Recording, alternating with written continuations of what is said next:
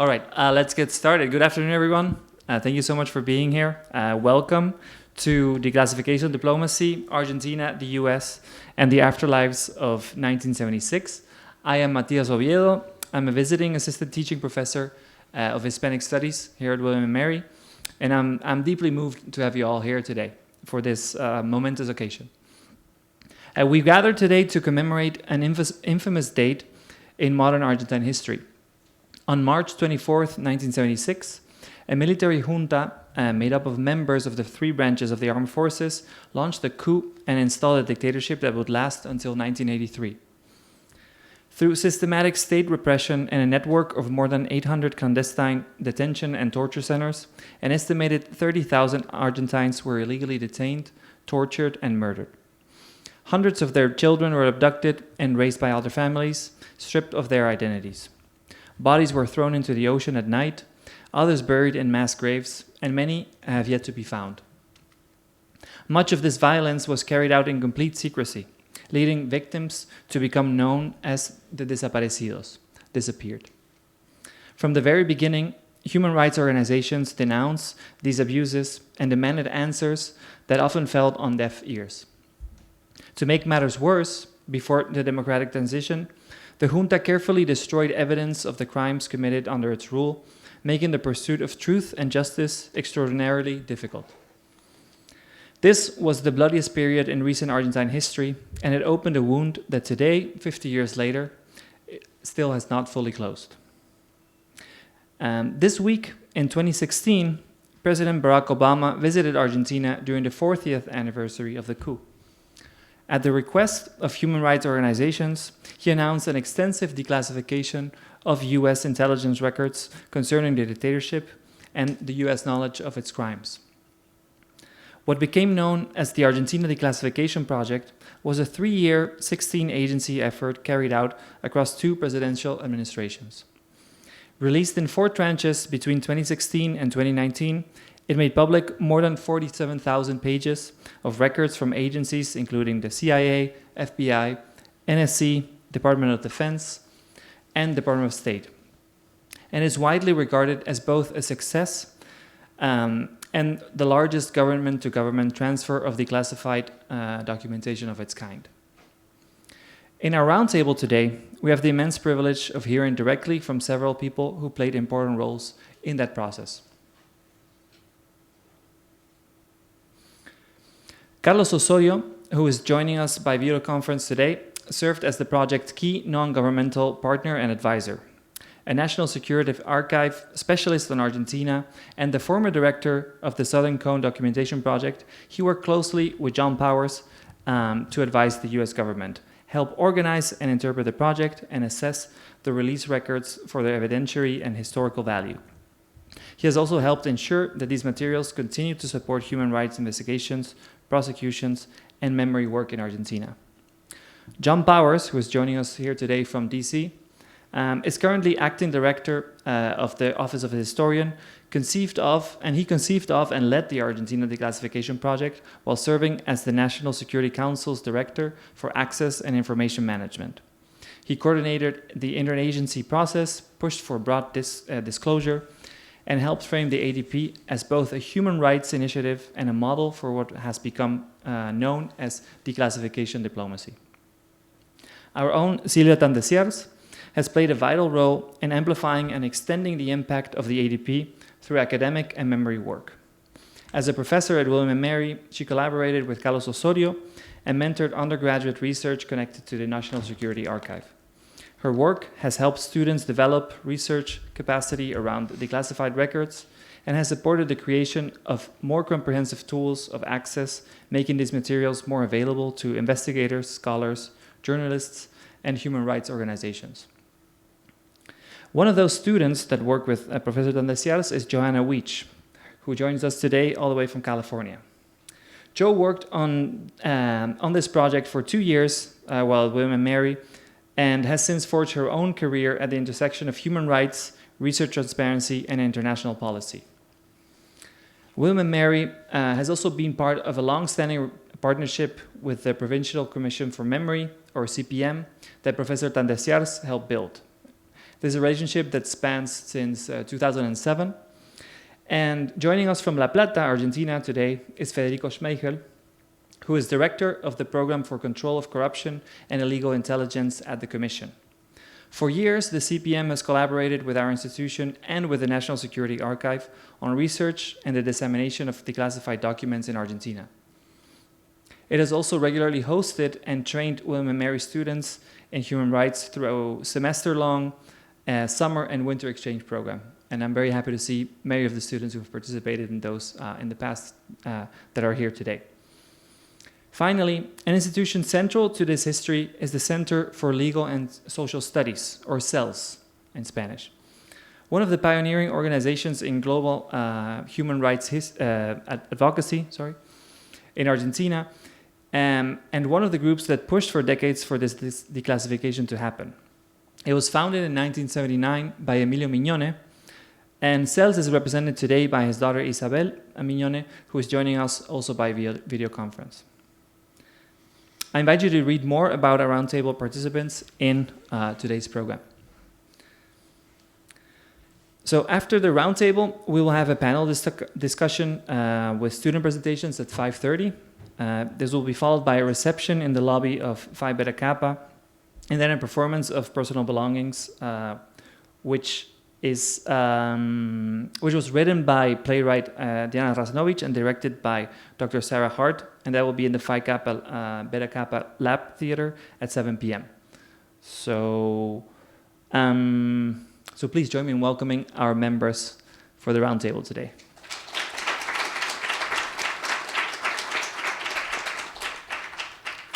Now, before I turn it over to Professor Tandesiars, a couple of things. I want to mention our sponsors that made this possible today: the College of Arts and Sciences Annual Fund, Hispanic Studies, the Government and History Departments, the Global Research Institute, International Relations, and Latin American Studies all contributed funds for this initiative today. I also want to thank my students from my class, Stories from the Archive, who helped me put this together and who are here supporting me. I also want to say special thanks to Celia Tandesiars and Betsy Konefal for all their guidance and support in bringing this to fruition. And finally, I would like to thank Tiffany Clark, who is Fiscal and Administrative Coordinator in the Government Department, who single-handedly took care of all the logistics and without whom this would not have been possible. So thank you so much, Tiffany.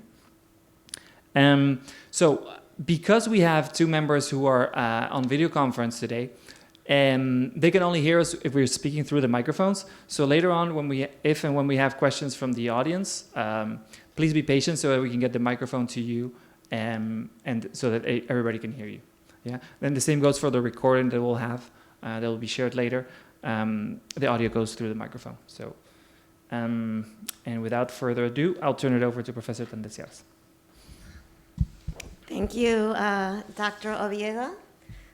It's a real pleasure to be here today in spite of the terrible things that we commemorate this week.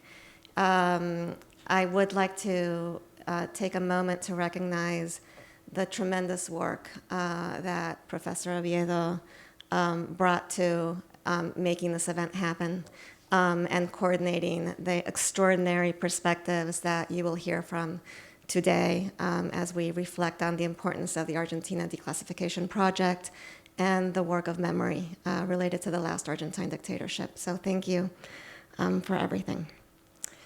I'm not going to take a lot of time at all. I'll just say that our relationship with the Comisión Provincial por la Memoria is about 2 decades old now.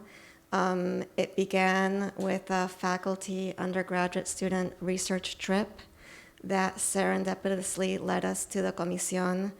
And that same trip then bore fruit a few years later when students from Argentina joined students from William & Mary on a study trip to Washington, D.C., where we happened to run into the magnificent Carlos Osorio at the National Security Archive, and this wild adventure began. Just to say that you never know. You never know where these opportunities, these moments of communication, of contact, of synergy will lead. And I'm tremendously grateful for that collaboration over the years, to the amazing students who've been part of this project and the amazing co-travelers, the faculty here, the administration, who've made it all possible.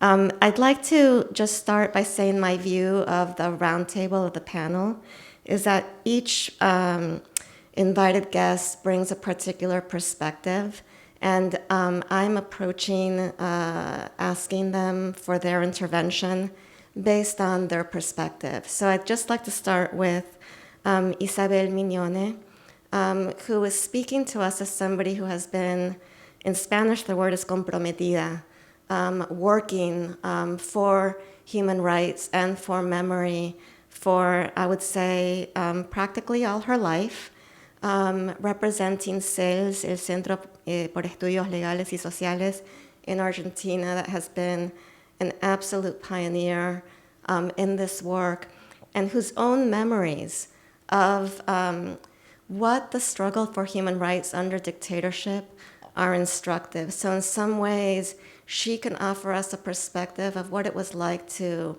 mobilize in this sphere when Argentina was still under dictatorship, and what glimmers appear in the declassified archive.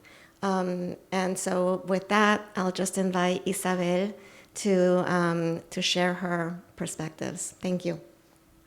Well, thank you very much for inviting me to this roundtable discussion.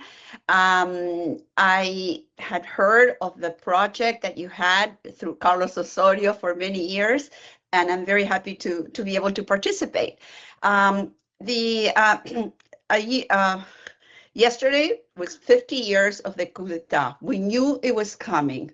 And I want to start with something that happened to my family, which is my father at that time was a very well-known lawyer and educator, and he was president of the Universidad de Luján, which was seen as a leftist university. Luján is an hour away from Buenos Aires by car. That's where we are from, the Miñones are from.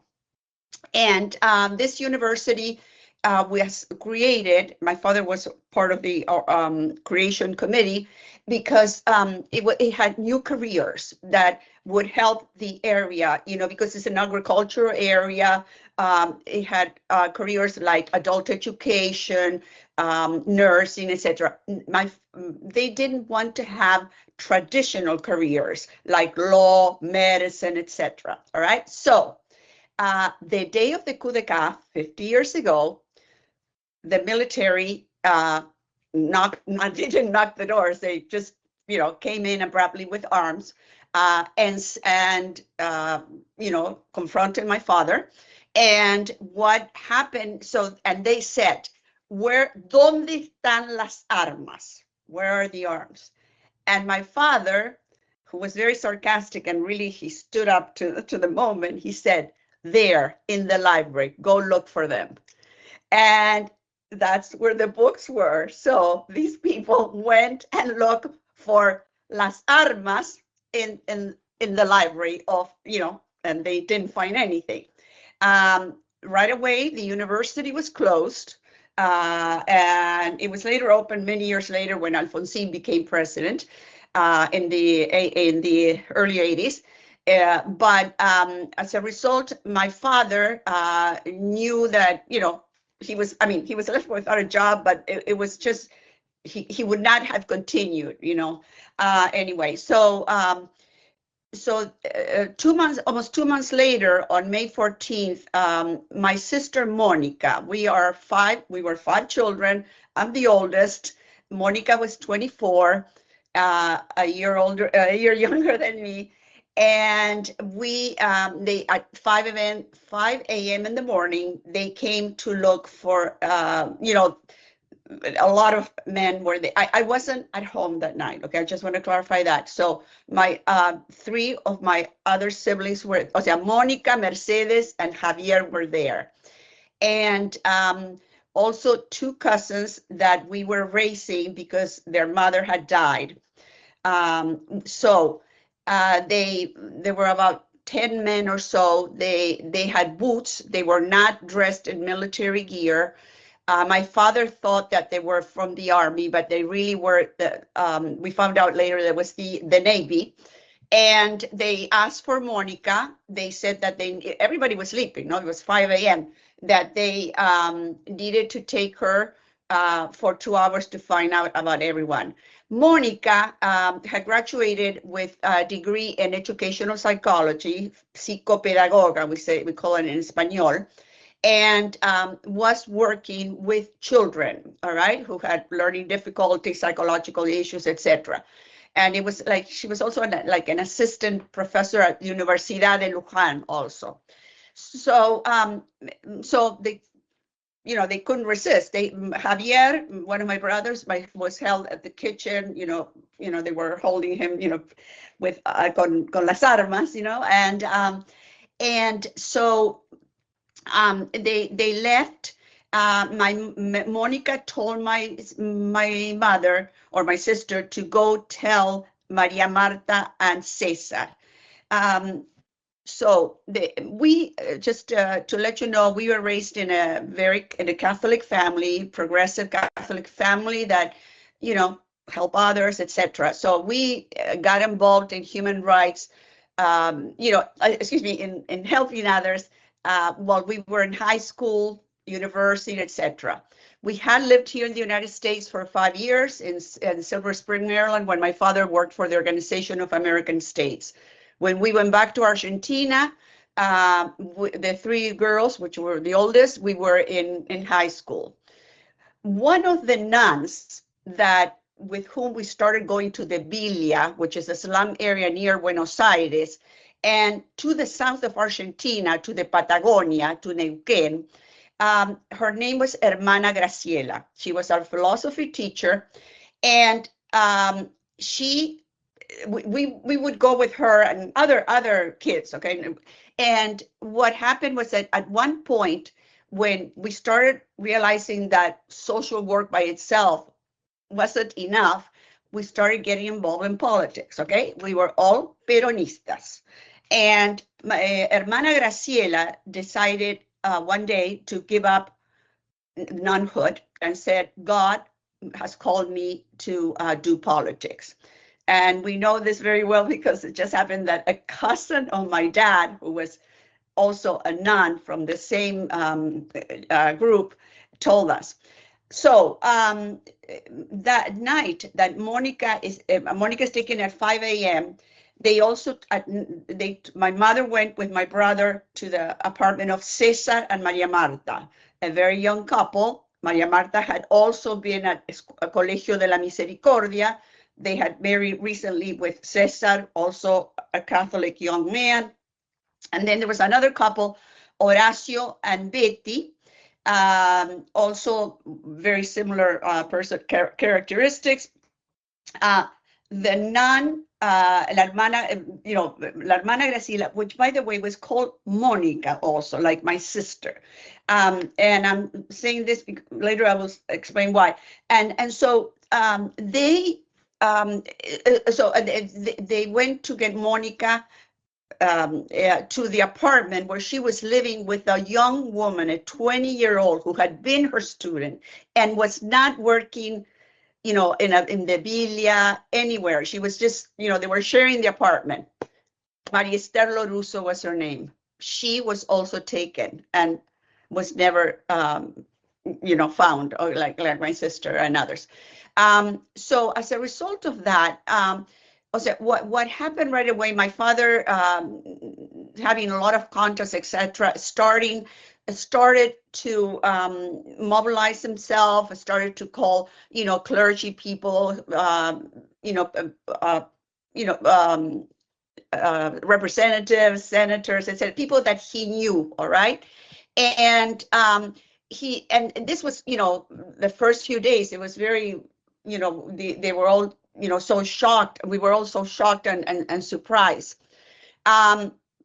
And so little by little, they started to meet other people of hearing what had happened. My father right away did a habeas corpus for my sister. He went to police stations to also to meet with bishops, etc. And there was always no information. In August of 1976, the government decided to open an office in the Ministerio del Interior in la Casa Rosada. So it's like a ministry in the Pink House, and it was the Directorate of Policial excuse me, of Asuntos Policiales, and they wanted to give, in order to give information to the family that disappeared.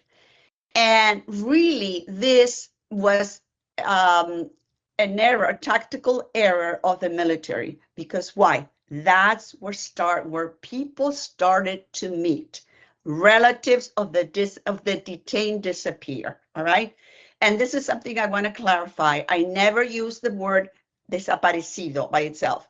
Detenido, desaparecido. Detained, disappeared. It's not that one night your daughter decided to go off with her boyfriend and left and was never seen again. No, she was detained, he was detained, etc. So, it was a group, the human rights organizations that started really in a way it was very spontaneous how people started to get together. It wasn't something ideological, or it wasn't around, because of a religious, persecution, etc. It was parents that were trying to find their children that had been detained, disappeared, okay? And not only parents, also brothers and sisters, because there were people that were older than my sister and others. So we had from 14-year-olds onwards that were detained, disappeared. And so this is how in the year 1977, the Madres of Plaza de Mayo became organized. The same thing with the abuelas. And I don't know, here, you want me to talk about Tex Harris, Sylvia? Yeah, we're about at 10 minutes. So if you could, maybe talk about Tex Harris for a couple of minutes, and then we'll move on. Yeah. Yeah. Yeah. Okay. All right. So in the summer, so in June, July of 1977, that's when Tex Harris moved to Argentina. He was with his family. He went to as a diplomat to the embassy.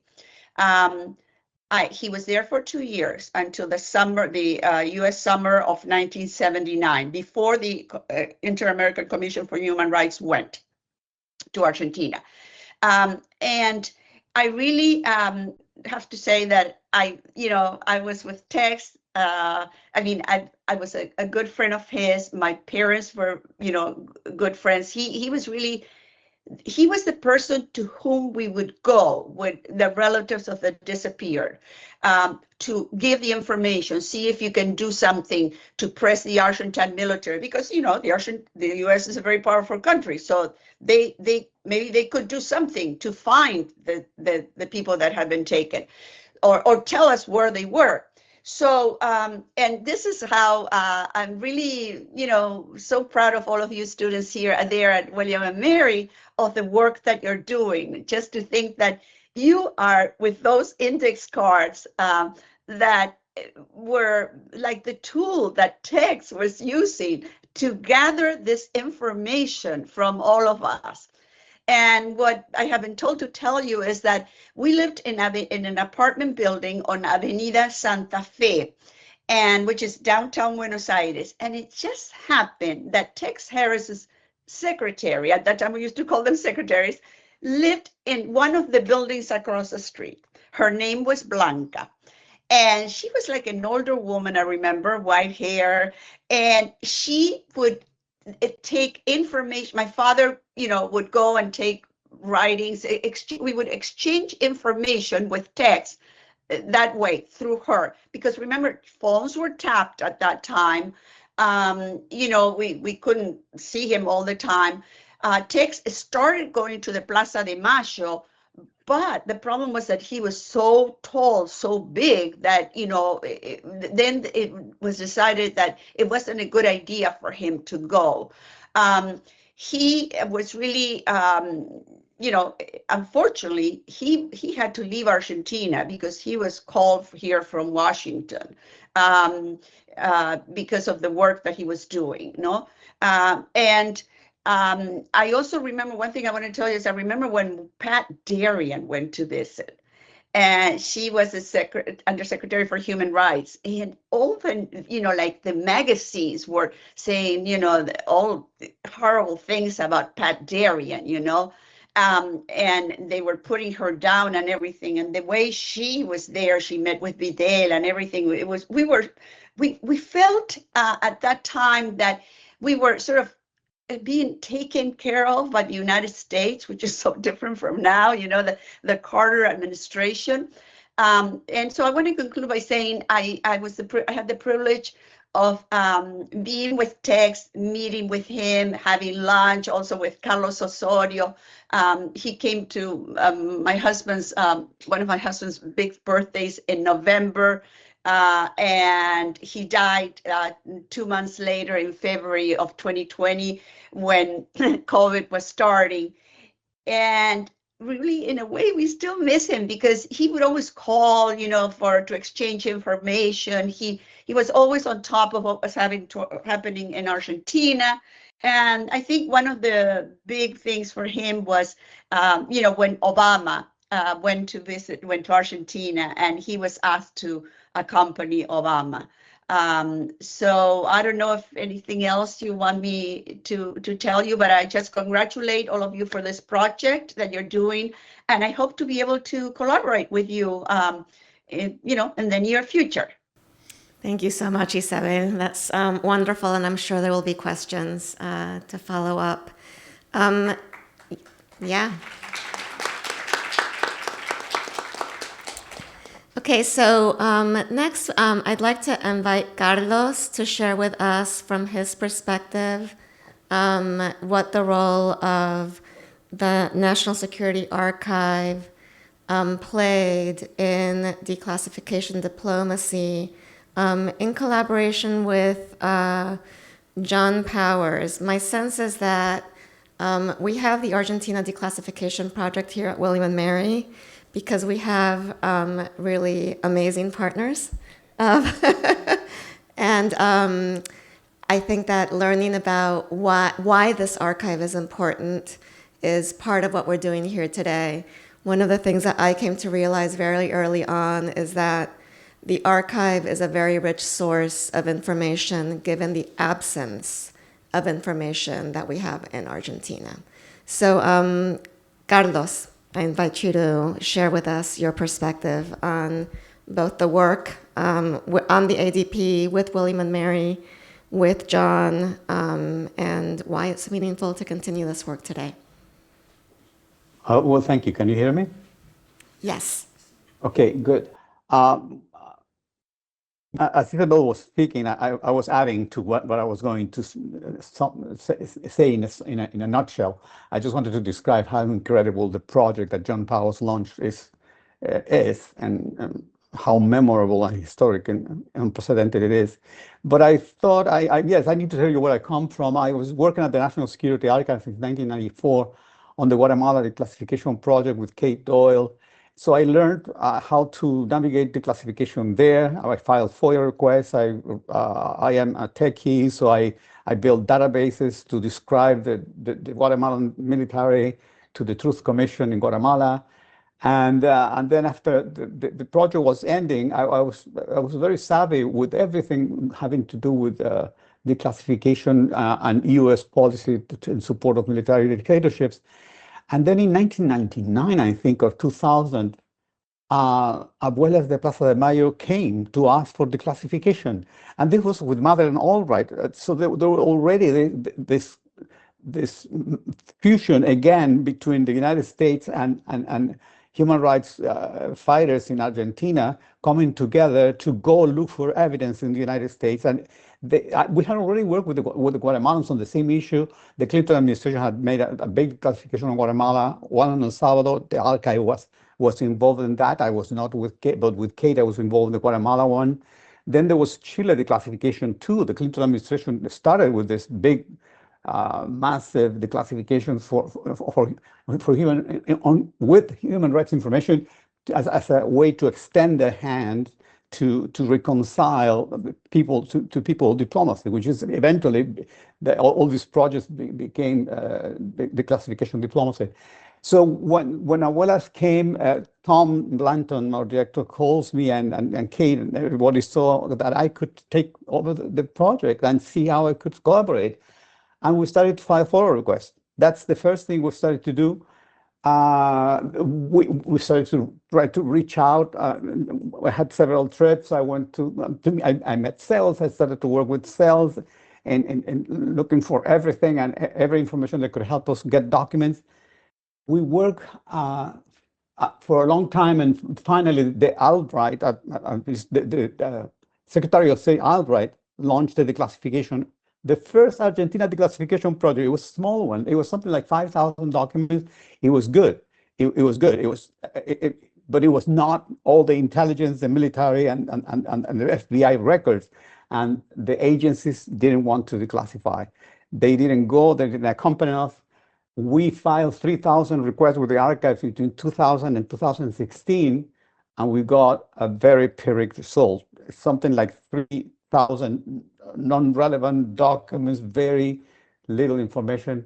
I will just make I will just mention later what was good from that.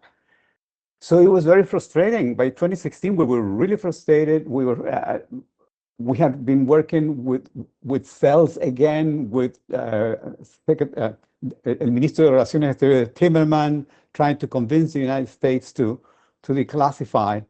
And the Argentines asked again the US government, and then came Obama's trip to Argentina on the occasion of the 13th anniversary, I think it was, of the 40th. It was the 40th anniversary of the coup. And Benjamin Geddon, who was the Southern Cone analyst of NSC at the time, said, "Oh, the date. The date, it was a gaffe. It was a gaffe by the NSC and somebody at NSC. And I think I know this person. Somebody said, why don't we just make a declassification? And we will empower the human rights research and evidence and justice project, and we will be extending our hands. We will make a diplomatic gesture to the Argentinian people." So then came John Powers. And as I had met Tex Harris, I mean, I met Tex Harris, I met Sells, I met Isabel, and all the community here in the United States. We were already together fighting with this. Then John Powers comes, he's our hero. This is the magnificent man. And let me tell you what happened after the first station. Let me just let me share my screen. I think that share, okay, here it is. All right, so I'm going to share. I had to write this because I did it this afternoon. Let me just tell you, the National Security Archive filed 3,000 requests with pyrrhic results between 2000 and 2016. John Powers' leadership got,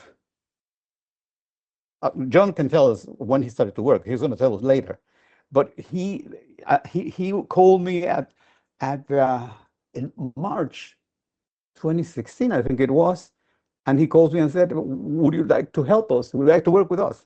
Of course, I'm on board. And he was able, and we estimate that the declassification on the Argentina declassification project under John Powers was able to release more than 9,000 records, and I'm going to say documents. I haven't seen a final number.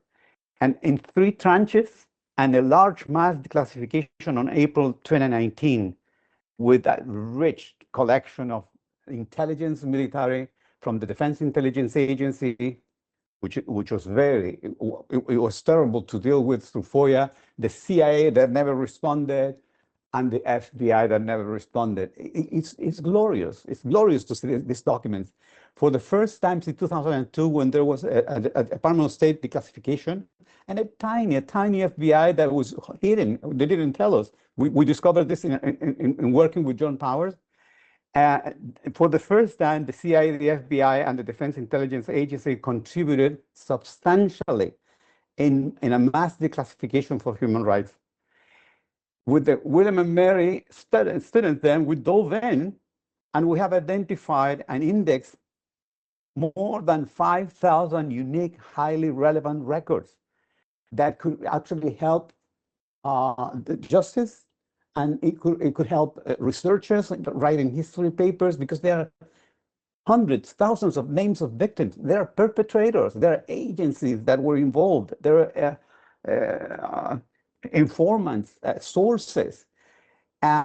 We actually make the calculation that there are something like 1,100 CIA very interesting documents. It's a contribution that's unprecedented. There are something like 600 DIA, 1,000 FBI records, and something like 1,700 Department of State records that are good and worth reviewing by everybody. We can share that with all the ministries of justice, all the lawyers, all the tribunals in Argentina, and that would be a big contribution. Let me just show you here my screen. The interesting thing about this the classification is that from what the FBI released in 2002, documents like this look like this, and it's rich. It's rich. For instance, it says things. There are tons of documents that say atrocious things, like this one. These are two diplomats from Cuba that were disappeared. Cejas and Galanena had been assassinated. Their bodies were cemented into one large storage drum and thrown into the Rio Luján near Puente Colorado in San Fernando, Buenos Aires province. This is the modus operandi of all the CIDE, in particular, the Orleti, the state intelligence, that is the presidential intelligence in Argentina. That I think it was thanks to the work that Federico and his kind was dismantled.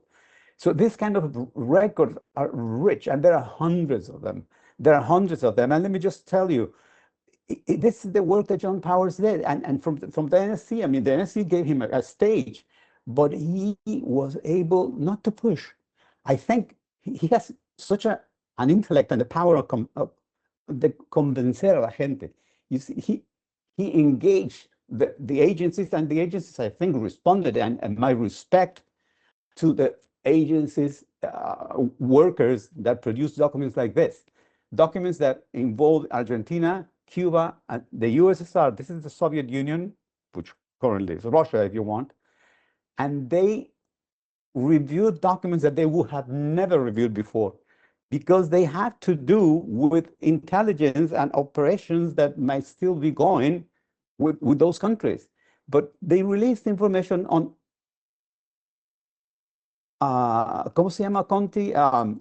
Haroldo Conti, a writer that was disappeared. And this is the first document that officially accounts for his disappearance. It is telling, evidently, what the CIA is getting from a source that Conti is talking about. So he's interest. He's been a prisoner, no doubt. And he's been interrogated about the Cuban relations with the ERP, the Ejército Revolucionario del Pueblo. There are dozens of these documents, and this is rich. This is really, really fructiferous. We have documents that talk about the assassination of the own dictatorship ambassador to Venezuela, who was a liberal, that wanted to guide the military to follow the democratic path. He was talking to some union workers, and he was providing them visas so they could actually come back to Argentina. And he was assassinated. And this document is controversial, but it's interesting. It's very important. We need to take a look at this document, because it says that a state intelligence death squad killed him, which is not the conventional view of the human rights groups. So this documents created a controversy and some silence from the judges, from the human rights community. And actually, I remember that some of the people that were in the ESMA itself, some survivors said, this is just fake news. Used at the time, when they suggested it, that this document was a cover-up by the military of the ESMA responsibility. Well, that's something that we can explore later. The interesting thing is that Judge Rafecas, which is a very smart man, and he's everywhere, and his team, he has an incredible team of researchers. I think he was a foreigner. I think he was British. One of these, there's a British guy that works with Rafecas and his team, spotted this document, and he says, the document, Hidalgo Solá, who was the ambassador that was disappeared, was kidnapped, and he was taken to a house at Baca Bay 35 in the federal capital, which CIDE rents and uses for official operations or for Gordon's group. This is a known criminal. And we read this, and actually we published it. This is one of our selections, one of the selections that Sylvia and Joe Witch, we remember we were going through all these documents, we were making selections, they were helping me write the descriptions.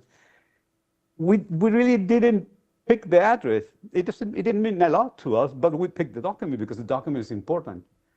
Well, Judge Rafecas launched an investigation, and they discovered that this is a new clandestine center, that it wasn't in the radar of the history of the human rights work in Argentina. This is the kind of information that these documents are providing. It's amazing. It's glorious. Let me say, I wrote what I think.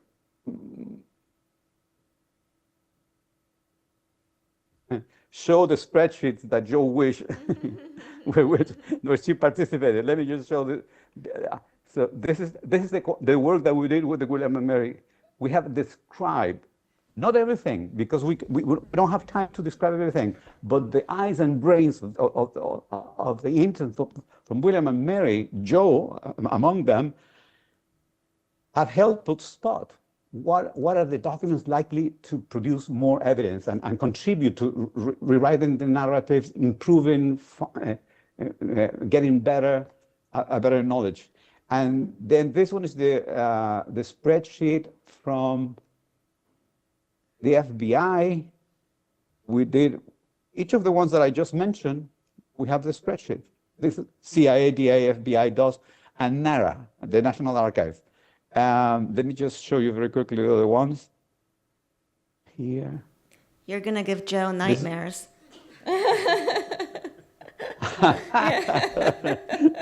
Her name is all over the place. Yes.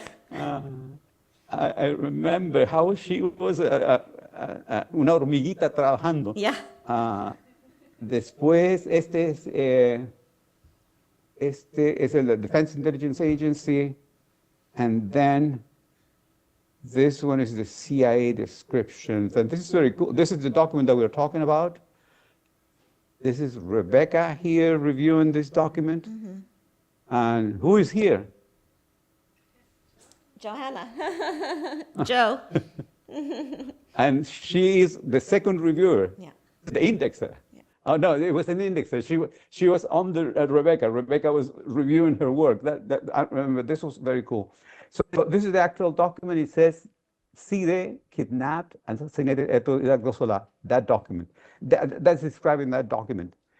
Let me just finish by saying something simple. So in addition to the quantity and the quality, the transparency and the amount of information provided by the agencies through John Powers' declassification is astounding and unprecedented. I think it's incredible, John, how you were able to engage the agencies. Only you know, because you live in a classified bubble, and that needs to be like that. We really applaud the work that you did. Thank you very much, and I think Argentines are thanking you, and it doesn't happen immediately, and that's understandable because they need to go through everything. It will take time for journalists to say, "Oh, this was a key evidence."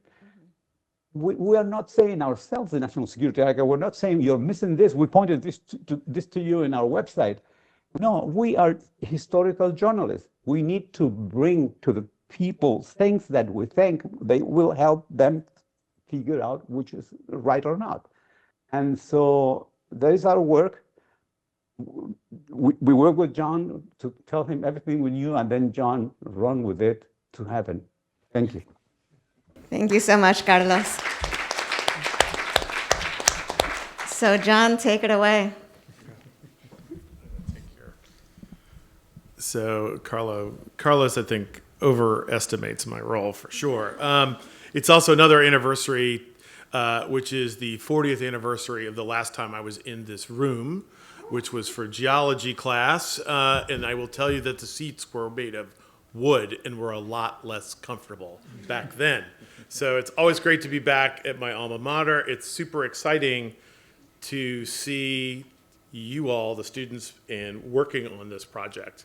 Because it is really, this is what this project is about, is the future and the understanding and the importance of democracy, the importance of accountability, the importance of adherence to the rule of law, and the importance of being active in your government. It is really critical because if you're not, things like this happen. And they don't happen overnight, but they happen. So this is why it's really great. And the other thing, I think in my terms, I'm I think the person that doesn't speak Spanish here at all. I knew nothing about Argentina when I was assigned to this project by the president, other than I had an inkling that it was going to come, mainly just, so the origins of this project actually was in 2013. When the president of Brazil realized that the National Security Agency had been bugging her phone. And she was furious. And I did not work at the White House at the time. I worked at the National Archives and in this weird group of people that were responsible for determining what should stay classified and what can be declassified as the kind of the highest appellate authority before it would go to the president. And there were some documents about the president of Brazil in the 1960s being tortured, being arrested and being tortured. And we were like, aha, let's declassify those. And we can have Vice President Biden give those documents to her. And then let's do more. And that was the genesis kind of a Brazilian declassification project. And Vice President Biden would go to Brazil, cheer on the U.S., although they lost in the World Cup. But he brought with him a whole lot of declassified documents. And this was the start of, I think, repairing our relations with Brazil. And that was really kind of a good opportunity then when there was a request by the Argentine government in 2015 to do this. And the United States government said, no. Not going to do it. And the challenge, of course, is there was we had terrible relations with Argentina at the time, and we didn't want to do it. So we said no. I was at the NSC at the time, and I wanted to do this project because I'd had such success on the other project. So then there was an election and a change in government. And the U.S., I think, was ready to engage a little bit. And it just so happened, what I did not know is that there were reasons why the president had picked the date that he did to go to Buenos Aires. The public knowledge date was that it kind of occurred during his daughter's spring break. But the private one is that this was when they were going to go to Cuba. And I did not know about that. And this was the only way to do this trip, was to do Cuba, Argentina. So clearly all hell broke loose when it came out that this was the date that he had picked for the visit. And I offered up a very, very good solution, I think, that permitted this visit to happen. And once I had the president on board and his staff on board, it was very easy to do this project. What happens behind the bubble of classification is that I use the president's name as often as I can to get agencies to do things that they don't usually like to do. But I did have this problem, and the problem was that I knew nothing about Argentina. I did not speak Spanish, but I knew all about the National Security Archive, longtime user, longtime adversary almost from my former life, I guess, or in my current, they were adversaries, but they were really, it was an essential partnership to get this done in the way that the president expected this project to be done. And it was to carry that through, to carry it across the executive branch, to make sure we had very good search lists, search terms, dates, names, places, events, all kinds of everything you can think of. And in the end of it, it was about 14 or 15 pages, something like that. So it was very long. And that's kind of the way it started. And then the other part, I think, of why this was a success was, one, the president said, do it. And it's kind of a how high do you want me to jump kind of thing. And that's the way that the agencies took it. Two, I think Carlos and the National Security Archive provided unbelievable support and leadership in making sure that the lists that we had were comprehensive. And then when I went out to agencies to check to see how they were doing, I'm going to use a Ronald Reagan phrase here, which is trust but verify. I wanted to see what they were finding, what they weren't finding, what records they had looked so I could do a check. I also wanted to make sure that they weren't redacting too much. So I would use Carlos an awful lot to help me make sure that they are, in fact, releasing everything that they wanted to. One of the biggest differences between the 2002 project, the 1998 projects, and frankly, the Chile project, this one is one where I wanted to name names, where the administration wanted to name names. This is something that also I think I learned, the government learned through engaging with Argentine human rights organizations, and directly or through the beautiful features of Zoom, or even in Washington, D.C. We had a few meetings with them. So we really learned the importance of naming names. And that's not just for the perpetrators, but for the victims too, and for the places. That would normally be redacted because it would give up an intelligence source or a method. We've tried very, very hard to do that, to help families, but also it's very important for the larger picture, accountability, rule of law, and understanding the importance of the two in a democracy. The third kind of big reason why I think this was successful was you guys, frankly. I mean, the government is terrible at, I'll be frank, I'll be the first one to admit it. I am terrible at getting information out to people that want to see it.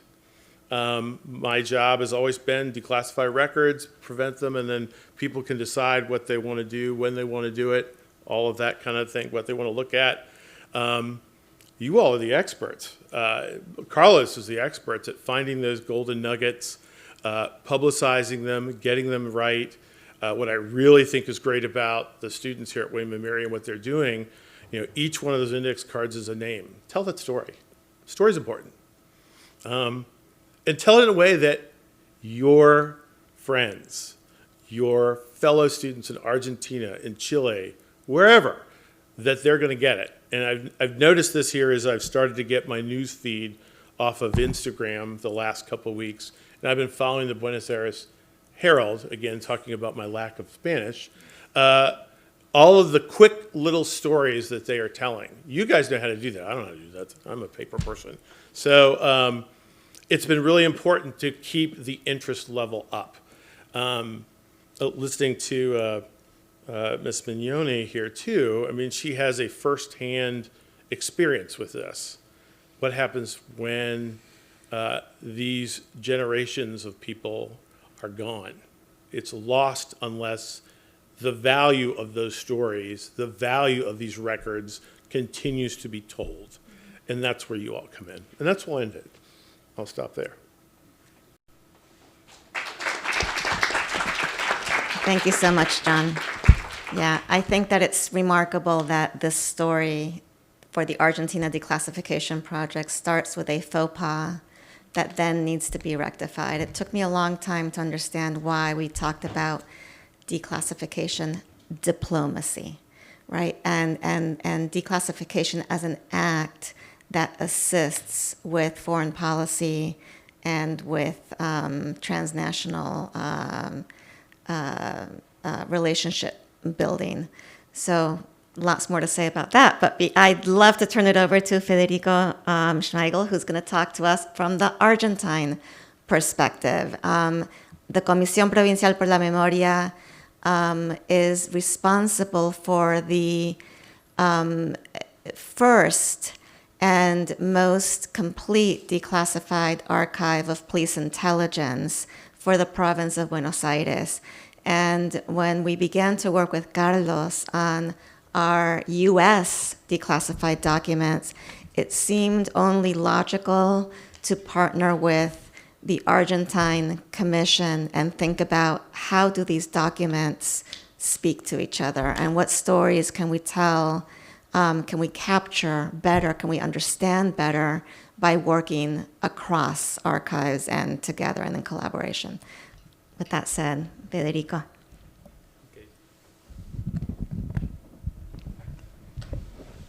Hola. Well, it's difficult to me after John and after Carlos, but I could try. Well, good afternoon. Well, this year marks 50 years since the 1976 military coup in Argentina, and 10 years since the beginning of the U.S. policy often referred to as declassification diplomacy. My remarks today are situated at the intersection of these two anniversaries. I want to reflect on the political and democratic value of intelligence archives, not only as historical sources, but as active tools for justice, memory, and accountability. The experience I will share comes from the work of the Provincial Commission for Memory, Comisión Provincial por la Memoria, in La Plata.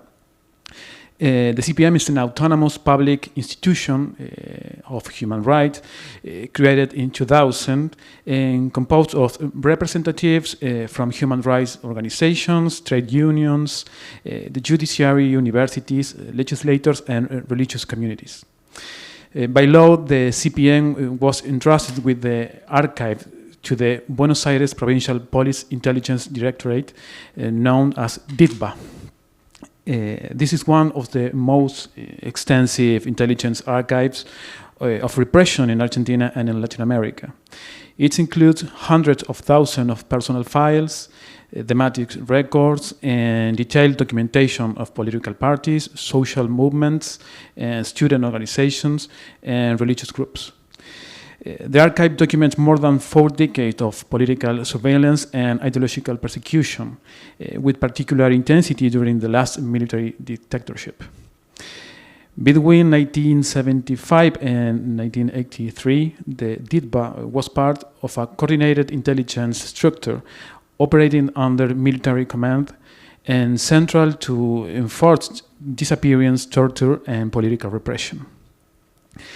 Intelligence functions as the nervous system of state terror, the DITBA showed us.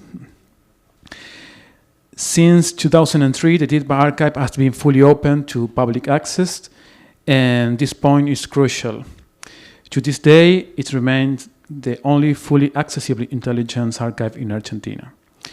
Archives held by armed forces, by federal security agencies, and by other provincial police forces remain closed, protected by national security laws.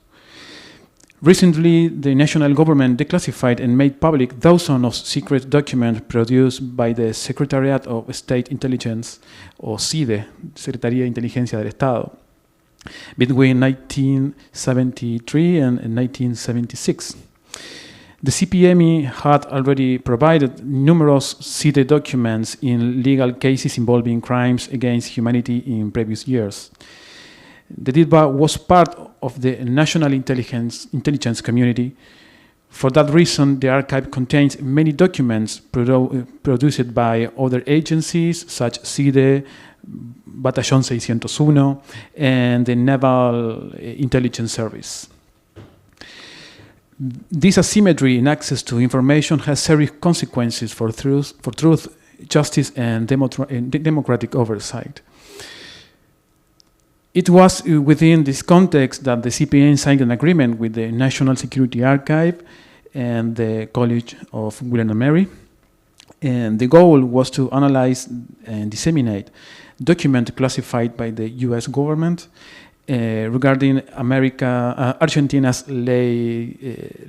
last dictatorship, especially those released in April 2019 by agencies such as CIA, the FBI, and the DIA. This collaboration did more than simply add new sources. It allowed us to bring a local intelligence archive into dialogue with international ones, and to reconstruct the dynamic of bilateral relations with a particular focus on human rights violations. One of the first cases we examined was that of Alfredo Bravo, a teacher and a prominent human rights activist. Bravo was detained and tortured in 1978 by the Buenos Aires Provincial Police. While still under surveillance, he chose to report his abduction to the US Embassy in Buenos Aires. His testimony was recorded in a memorandum documenting more than 4 hours of conversations and sent to the US Department. The declassified documents show how this account significantly shaped the embassy's assessment of the case, leading to important diplomatic efforts on his behalf. And at the same time, the Bravo case offered new insight into how US officials evaluate the overall human rights situation in Argentina during those years. We also work on other cases, including those of Wenda May Loken, Olga Talamante, and the Panero sisters. This case revealed the different channels through which the United States put pressure on the Argentine military to secure the release of its citizens. At the same time, some documents revealed the existence of parallel exchange of information between Argentina Intelligence Service and the FBI, even as high-level diplomatic negotiations were underway. Through this document, we were able to identify key interlocutors operating in gray zones between diplomacy, intelligence, and repression. Throughout the period 1975 and 1983, Argentina's intelligence agencies collaborate closely in identifying, persecuting, abducting, and killing individuals defined as threats under the framework of the national security doctrine. Under military command, this coordination linked intelligence bodies with armed and police forces operating on the ground. Intelligence tasks include surveillance, infiltration, environmental reports, interrogation, and systematic information gathering. A CIA report dated November 19 in 1976, just 8 months after the coup, described the role of the national intelligence centers within the counter-subversive campaign. It states, the principal objective of the national intelligence centers is to develop and consolidate information of various leftist terrorist groups. The task is carried out primarily through analysis of confiscated documents and information provided by detained subversives. In other words, torture and intelligence analysis were structurally connected.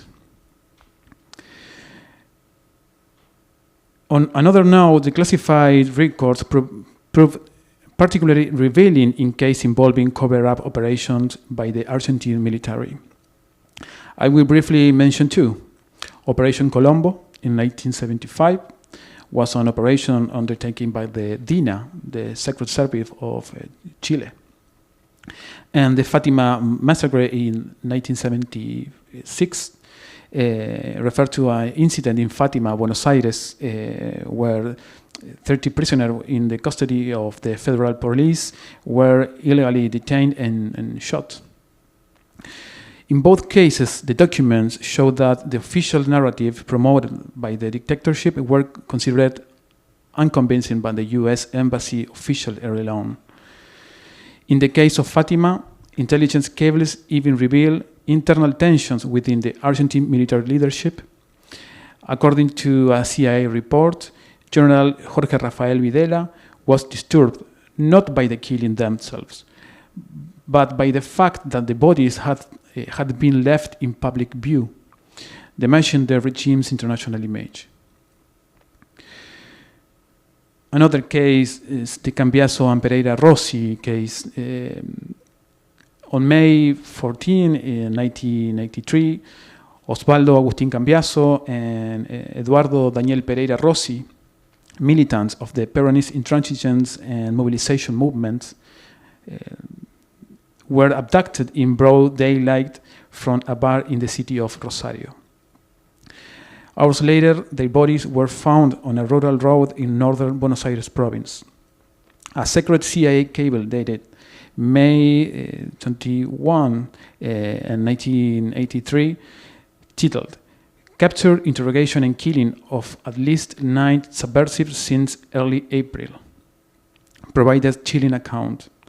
According to the cable, both detentions were carried out by personnel from the Paraná detachment of Batallón 601, acting under orders of its Buenos Aires headquarters. After interrogation, Batallón 601 requested that the Buenos Aires Provincial Police stage the death in a false incident. This was carried out at request.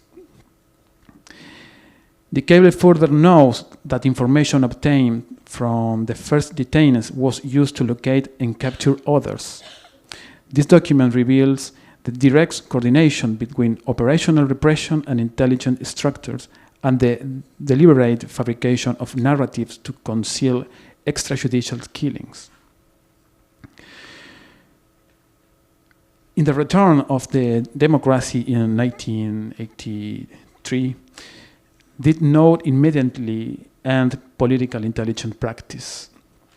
On December 12 in 1984, the US Embassy's legal attaché in Montevideo transmitted intelligence information to the FBI director regarding members of President Raúl Alfonsin's cabinet.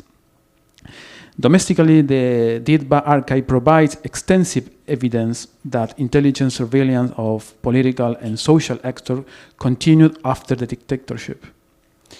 Under a conceptual framework inherited from the military regime, social protest, union activity, and political participation remained objects of state monitoring. 50 years after the COP, access to intelligence archives remains a central democratic challenge in Argentina.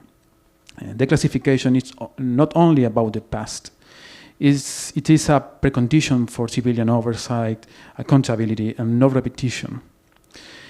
In Argentina, this has taken place under the current national administration in a context of serious and unconstitutional regressive reforms to the national intelligence system, which have weakened oversight mechanisms and enabled the potential expansion of unlawful surveillance activities, including the possibility of arrest by intelligence officers. The experience of international cooperation I have described today shows that opening archives also means opening uncomfortable questions about the relationship between memory, truth, and powers. Thank you very much.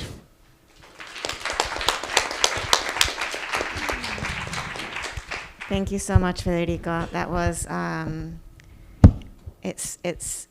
I'm so very glad that you bring it to the present, and to the role that an archive plays in understanding democracy and the operation of power and of repression.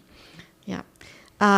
Joe, our final presenter, certainly not the least by any stretch of the imagination. If you could just share with us, I think that it'd be easy to imagine because of how eloquently Carlos and John and Fede have described these documents and the stories that they tell, the ability that they give us to achieve some form of transitional justice. It could seem like, oh yeah, let me just dive in, and I'll get the story, but there's a lot more to it. So if you could just talk to us a little bit about, from a student perspective, what your participation in the project maybe taught you, what you learned, what your experience was like, and where you are today. Sure. I want to start by thanking everyone who went before me, because they're the ones who made this project possible. And it's really great to get to be back here today and talking to you, because my perspective that I'm sharing is the perspective of many of you here in this room of a William & Mary student. So I was a student here from 2016 to 2020. I came in knowing that I probably wanted to study international relations, and I wanted to do Hispanic studies. And when I got here, a lot of professors talked about research. And every time I went to career fairs, people would talk about research and how that's really important. And I thought, okay, great. Everyone says this is important. How do you do research? What is research? So my spring semester of my freshman year, I took Professor Tandesier's class. It was Hispanic Studies 281. And we learned about the last Argentine dictatorship. And I thought, how have I never learned about this before? I grew up in the DC suburbs, went to public high school, but I really feel like my education in the Cold War and in our recent history was very incomplete. And when I came to William & Mary, I realized how much I had left to learn, and that class left a huge impression on me. So I said, I'm definitely going to be a Hispanic Studies major, and I declared my major that year. And when I came into my sophomore year, we received an email looking for students who are interested in doing research with the National Security Archive. And I saw that email and I said, wait a minute, I remember being really interested in that class, and maybe this is my chance to get to join a project and learn what this is. So I emailed Professor Tandesieres and I said, I'm going to do the Argentina study abroad program. Is there a way that I could join this internship from overseas and start when I'm studying abroad in La Plata? So I met Carlos over Zoom and WebEx. We were using Zoom and WebEx to collaborate before 2020, and got brought onto the project and got given access to a ton of PDFs of all of these documents and told, okay, read these, and then you're going to create this huge database, and it's going to capture really important information about what are the names, what are the places, what is being described in each document. And as I read more and more, I started to learn, kind of as Carlos had pointed out, some of these documents hold more information in them than others, and you kind of learn over time. And after about a year, I went, wait a minute, I'm doing research. I'm an intern. I am officially part of a research project. I guess this is what it looks like. And I think research is having access to information, structuring that information, and then through the process of structuring that information, you begin to learn. And especially you learn when you're part of a research team. So that skill I feel like I was able to develop thanks to the Modern Languages department pretty early on in my time at William & Mary, getting to start as a sophomore. But once I got into it, I said, wait, this is actually really interesting. I think this is adding a lot to my coursework. And then I started finding other professors. So I found Professor Conifal, who taught a class on memory and archives in Guatemala. I found Professor Pickering. I got the chance to do the ABC project through the Global Research Institute. I got to join the International Justice Lab in its first year. And with each of these projects, we went through a similar process of doing a bunch of readings and then kind of structuring the information. For the Bosnia project, we did a bunch of group interviews. We were structuring the information in Excel sheets. We were pulling out the most important themes. And that's kind of how I learned about the research process. When you're doing research, you include as much as you can. You are also choosing what to exclude, unfortunately. It's not possible to include everything. And I think that's what you really see too in these government documents is the same thing, is that a lot is captured in these cables, but there's also a lot that's left out that's really important. And you always have to kind of keep that lens as a researcher of what am I seeing and what's been left out and why was that left out. So I think that's the most important skill that I developed as a student here. And then when I graduated, one of my first jobs after graduating was working on international programs in Central America. And I was running a conference series for the Department of State that had 3 different focuses. We were looking at environmental crime, we were looking at gold smuggling, and we were looking at corruption, at money laundering. So suddenly, I was event planning, I was putting together an agenda, and the participants for my conference were law enforcement, so police officers from countries in Central America. So I went, wait a minute, this feels kind of weird. A couple years ago, I was doing research where I was reading all of these documents about police forces in Central and South America, and now I'm organizing a conference. And at this conference are going to be police officers, current police officers. These aren't the police officers from 1976. These are police officers today who are doing investigations. What is going to be on the agenda, because I need to find speakers for this conference. It really made me think critically about what are the things that I learned at William & Mary. How can I make sure that we are putting context to the work that we are doing? And so for my gold smuggling conference, my first speaker who I had was from a human rights group who worked in Venezuela, who worked with indigenous groups who were being victimized by criminal organizations and forced into mining. So making sure that in this conference series that I was organizing, I was trying to make sure that we were bringing forward the human voices of communities who were impacted by the criminal groups that these police forces were then investigating. So that's just one way that you can continue to bring the tools, the critical thinking tools that you are learning here at William & Mary to whatever job you pursue in the future. I don't want to take too much of our time. I was there for a couple years. And I ended up getting my master's degree and transitioning back into more of an academic setting. So I'm now at the University of California, Berkeley. I am a research transparency program manager. So a big part of what I do is looking at large data sets, looking at how we can make them publicly accessible to people, and then also looking at what impact comes from the work that we do. Academics produce a lot of data, they produce a lot of research. So does the government. And oftentimes those two groups talk to each other. You can get fortuitous collaborations like this one, and you can also kind of be watchdogs on each other. You know, academics can continue to speak out on what needs to be released and what they need to see. And occasionally, although maybe not quite as often, the government can ask for things from academic researchers as well. So what I get to do now at Berkeley is looking at kind of research from a bird's eye view and looking at how do we make things publicly accessible, which I didn't quite think about when I took the job, but I can say now definitely links back pretty directly to the work of the National Security Archives. So I feel very lucky to be in the role I'm in today. Thank you so much, Joe.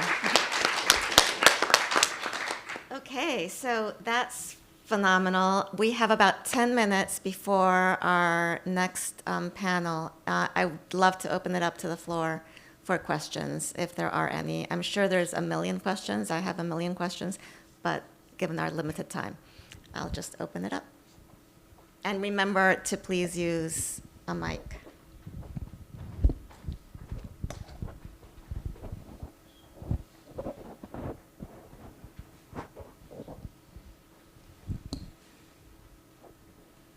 Hi. Thank you, John and Joanna, for your work on the National Security Archives. Carlos also. Maybe John and Joanna, maybe you're the best two to answer this question. We have some people in the room here who are a little bit younger than me. Let's say something bad were to happen state-wise into the future. In the age of Palantir and other such systems, are things going to become much worse or much better for somebody in your position, John and Joanna, to actually be able to take a peek behind the curtain? as to what happened? I mean, we'll hopefully still have human accounts on the victim side. How are we going to be able to understand what states have done in this new age? Sure. So I live in the Bay Area. I live in San Francisco. I am surrounded by AI people. I think I am a little bit maybe pessimistic, unfortunately. I think that in the age of AI, you can capture a lot more information. And so that's really valuable. So I think that it's really important at protests and acts of civil disobedience now that many different angles of events can be captured.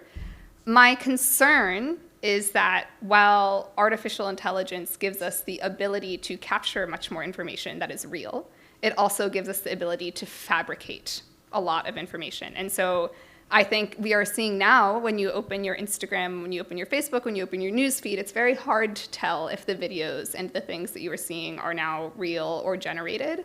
And I think that this problem is going to exist for the next couple of years. And I think at some point we're going to need better tools to distinguish between what information has been generated by artificial intelligence or what is real. And so that's actually where groups like the National Security Archive become even more important, because we need institutions who are able to tell us this information has been verified, this is accurate, this is true.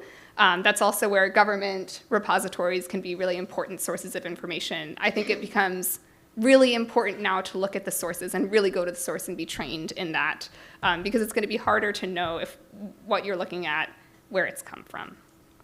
And I'll just be real. You're good? Yeah. I'm good? Okay. I'm not going to add much to it because she's spot on. Absolutely spot on. What I'll say is, just to add on to that, it is really important for the folks tomorrow to be very active and to do those checks and to really validate the information source that they're seeing. And that does take extra work. And this is definitely the generation that is quick. And I think you need to be thorough until we have better guardrails for all of this stuff. So it is really incumbent upon the user to do a much better job and be active. Thank you. Other questions?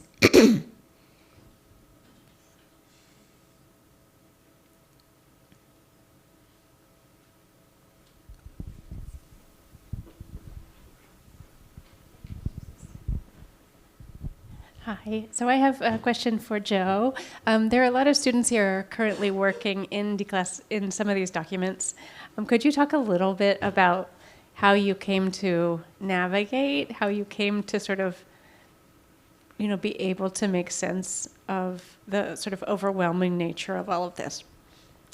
Yeah, that's a great question. And I would be so curious to know how the current students are recording this, if you're still looking at PDFs and then filling in an Excel sheet, or kind of how you're okay, yes, I'm getting some nods, great. I think that it just takes a little bit of time. So I was really fortunate in that I stayed with the project for 2 years, because then by the end of 2 years, I was able to look back, because some new students came in and I was able to help train them and go, oh, wait a minute, actually, I have learned some things, and now things have started to look familiar. So I would say in the first couple months, if you're overwhelmed, that's okay. Just know that you're going to need to keep reading, and then you will develop that expertise, and it's going to happen slowly. So you might not notice right away, but at the end of the semester, I promise you, you can kind of look back and say to yourselves, wow, this has suddenly gotten a lot easier.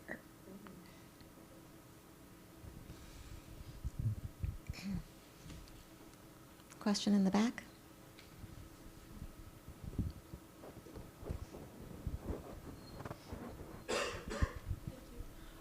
Right now I'm in Professor Konefal's class, and we had a research class that was talking about what key terms and phrases we're using to kind of investigate this further, and how those phrases kind of change over time.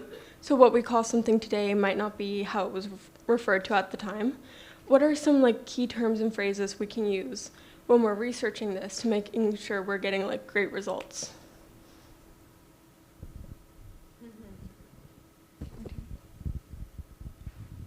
Eesh. I honestly think that I had the benefit of having Carlos, and really having him completely educate me on everything I needed to know and had questions about.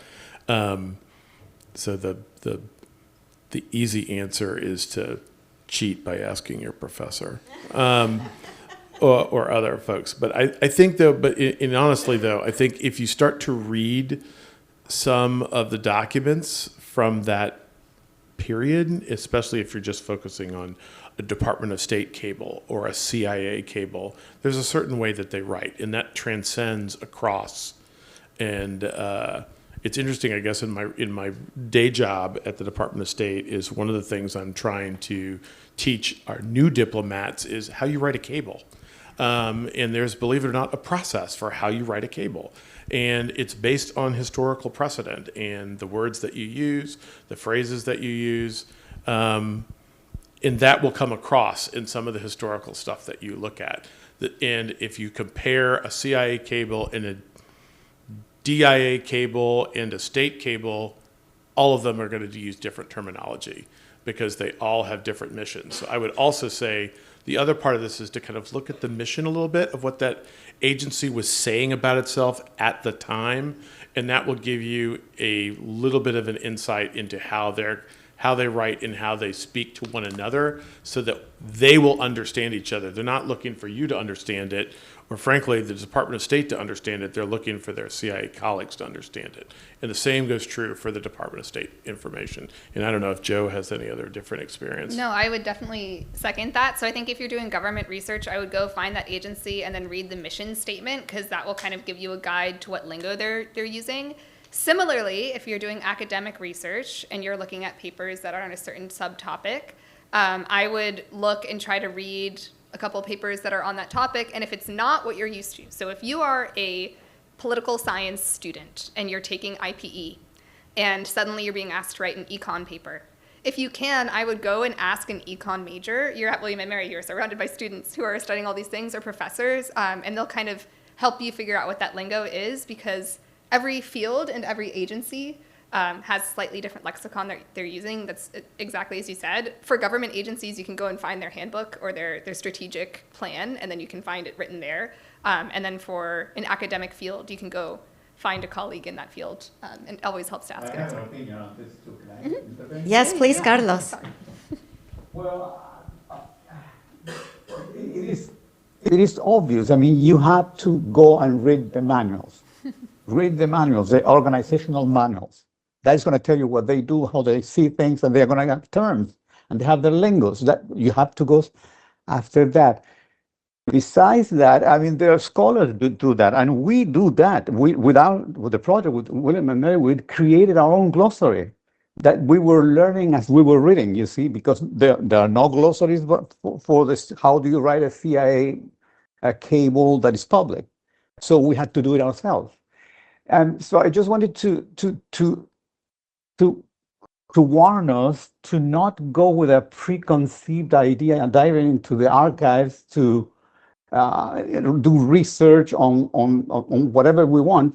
We're not going to do a research on the Yellow Submarine. No, we're diving into the archives mainly just as if it is a pyramid or a tombstone or a tomb.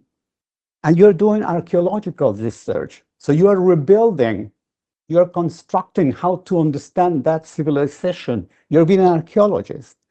So I don't think it's a good idea to have a preconceived idea to say, let me dive into the classified documents and see what is the narrative about how they repress peasants. I mean, you can do that.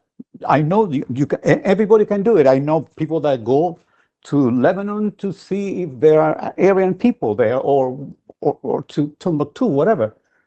But that is not what we do at the National Security Archive. What we do is try to find human rights violations described in different documents, and we don't do but just read, make notes, share the notes, and accumulate that knowledge so we understand what is being told to us. And so we build a narrative and the analysis and the story after we read. So let's do the work, and then we will have the terms, and then we'll have the glossaries.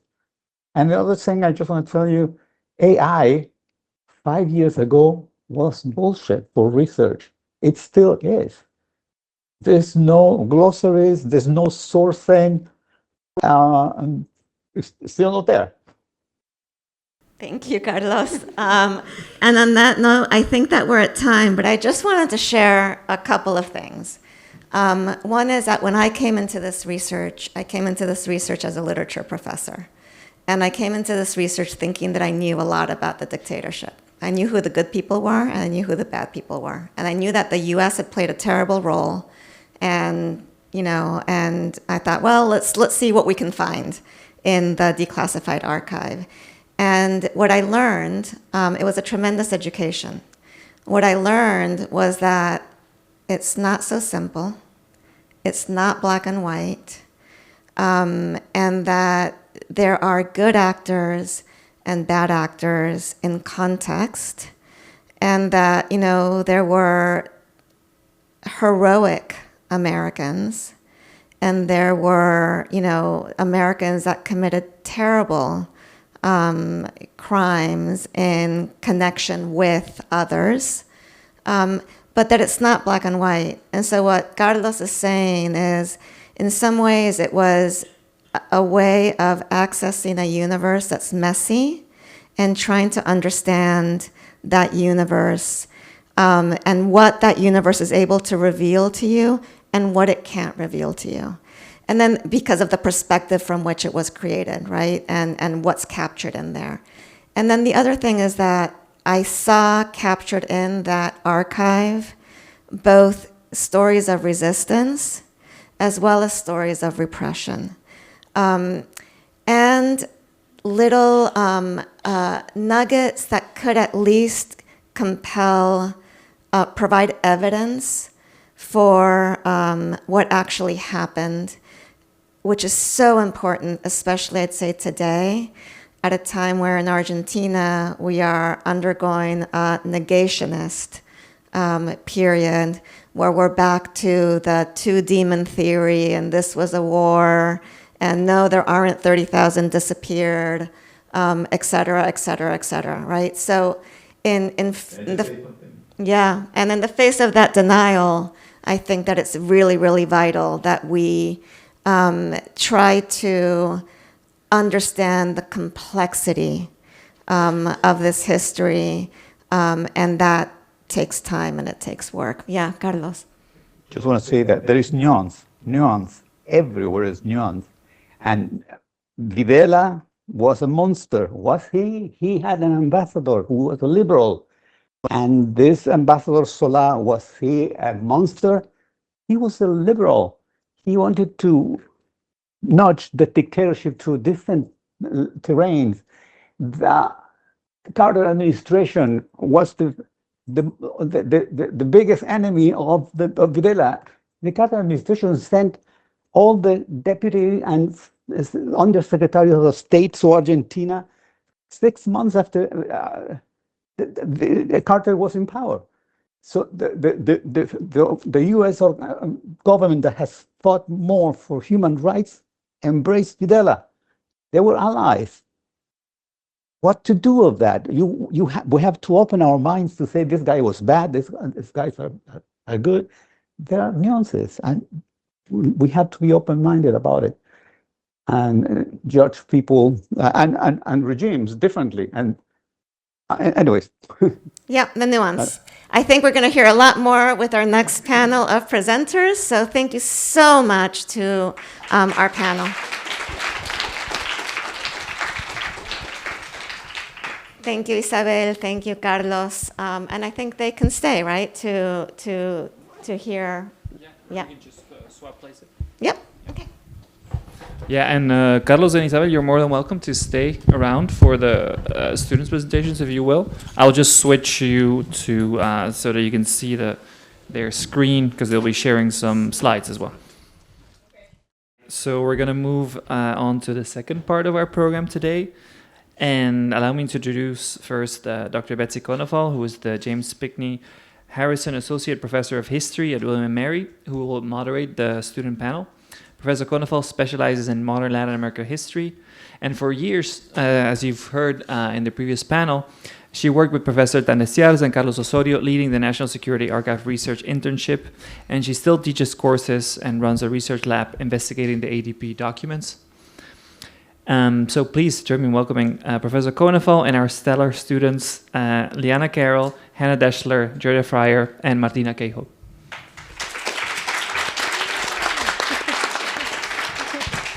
Hi, everyone. Thank you so much for coming. I'm so excited that the students get to share some of the work they've done in these documents. So as you've heard multiple times, we've been working on this just about forever. More recently, the collection is now part of special collections at SWEM. And so the journey continues in a different way. So now I am doing classes related to this when I can. Professor Oviedo is doing the same. And we've designed research seminars that let students do the work of diving in, as you've heard, see what these documents can tell us. I had this first group of students, there were another 10, I guess, or so, start this process last semester. And essentially, they chose individual projects, which they're going to talk about today. And one of the students, Hannah, is currently doing it with Professor Oviedo. So we'll hear from each of them. I want to first introduce Liana Carroll. Okay. Liana graduated last semester, so a fresh graduate, with majors in international relations and Latin American studies. Her academic and professional interests focus on immigration and human rights. She works with the William & Mary Law School Immigration Clinic, which is very exciting, in the Commonwealth Attorney's Office, and plans to pursue law school and a career in immigrant rights advocacy. Liana's project last semester focused on comparative experiences of exile. Really interesting project. Argentines who had to leave Argentina due to repression, and how those exiles were characterized by U.S. officials. This is not something you might think to investigate in these documents. So it was a really, really interesting project. Her research revealed something that she labeled conditional compassion. She found that U.S. responses reflected perceptions about victims' relationship, or the lack of it, with opposition movements. And so it was fascinating. She presented this work in a really interesting way to something called a story map. I don't know if you're familiar with those, but it's a web-based presentation that allows for text, but also visuals. So you could weave documents into it, as well as photographs. It allows for mapping, so you can sort of map out where exiles ended up, and also audio, so she could incorporate interviews. So I just want to turn it over to Liana to talk about this project. Thank you so much, Professor Konefal. Okay, hopefully I'm close enough. First, I want to say thank you to everyone for being here, giving us the time of day, for staying to hear about our work. I know we're really proud of it, and we're really excited to share it with you guys. Thank you so much, Professor Konefal, for being a huge part of getting me interested in this kind of work. And Professor Deming, who I see in the audience, I took his Latin American Politics and Government class way back, and I was in Professor Konefal's Intro to Latin American History. And both of these classes have just been so big for me in becoming so passionate about this kind of work. And to start off, I can relate to Joe, one of the previous panelists, describing how she thought she knew a good amount about Latin American history and the Cold War, and classes like these and projects like these just really show you how much you have left to learn.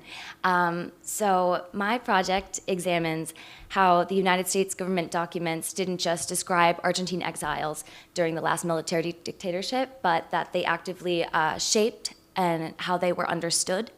I argue that victimhood in these archives was conditional, depending on how individuals were categorized politically. All right. Ah, there we go. Okay.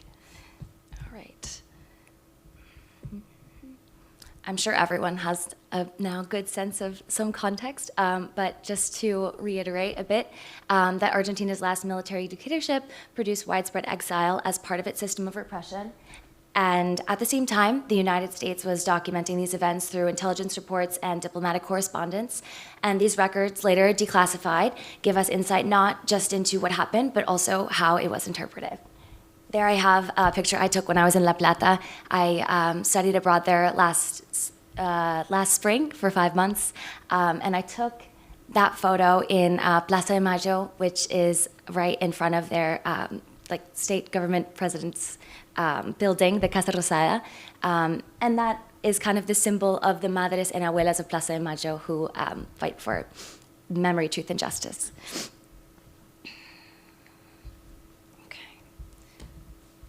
So the core argument of my work was that United States documents did not neutrally record exile, but that they constructed it. What I found is that they produce categories that determine how exiles are seen, and some are framed as deserving victims, while others are treated as threats. And these distinctions reflect a clear Cold War political logic more than the actual lived reality that I came to know through my semester abroad and through these documents. So just to kind of simplify things and have an example of both sides, for example, in the State Department documents, figures like Senator Irigoyen are described using language like, quote, moderate, democratic, and his suffering is acknowledged, but in a restrained way that reinforces his legitimacy. And what's important is that his victimhood is recognized because he fits within these US political expectations at the time. Here is a picture of him. And in contrast, other exiles, especially those associated with leftist movements, as we've learned in the previous panel, are framed as part of a global security threat. And in CIA and State Department documents, exile becomes evident of danger rather than of displacement. And this framing helps justify surveillance and even transnational repression, which is a big part of what I learned through combing through all of these documents. And over time, the meaning of exile begins to shift from 1975 to the early 80s. And early on, it's about classification. Who is a victim, who is suspicious? And later, it becomes something to track, monitor, and manage. And by the 1980s, it's reduced to an administrative category, which becomes something to process rather than to understand. And to quote John Powers from the previous presentation, it really resonated with me when he said, the value of stories and records and how important it is that these continue to be told. And so when we compare these documents to exile testimony, it is just unreal how different these stories are shown and portrayed, or not shown at all.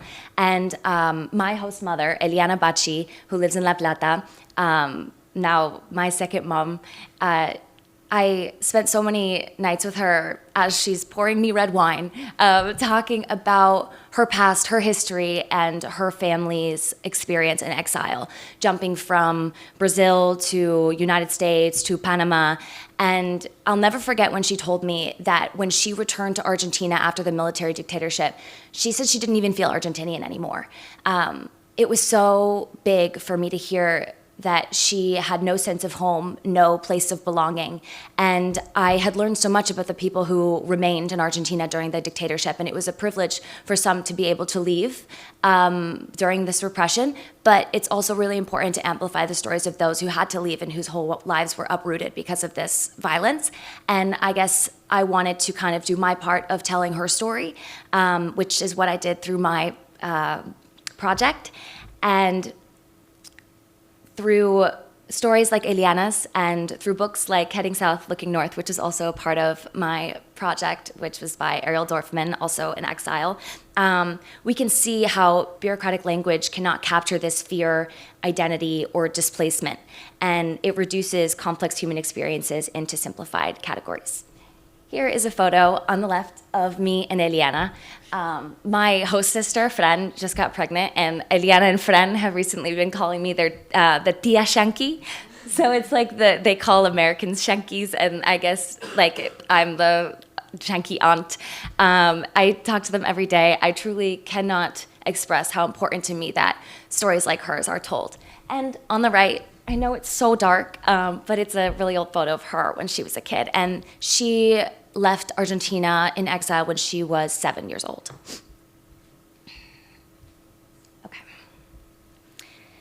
Ultimately, these archives show us not just what happened, but how power determines whose suffering counts. Victimhood is not neutral, it is constructed, and those who cannot be easily categorized risk being erased altogether. Thank you so much for listening, and please feel free to ask any questions. Thank you. Our next speaker is Hannah Deschler. This is a student who's currently engaged in this project. Hannah is also going to graduate this spring with a degree in psychology and Hispanic studies. She plans to continue studying at University College London in the fall, which is so exciting, getting a master's degree in sociology of children's rights and development. As I understand it, she's doing research in these documents now to support an honors thesis in Hispanic studies. So we turn it over to Hannah. Hello, everybody. My name is Hannah Deschler. As the professor just mentioned, I'm a senior, and I am currently working on my honors thesis in Hispanic Studies under the guidance of Professor Bricks, and of course with the support of my major advisor, Professor Terekina.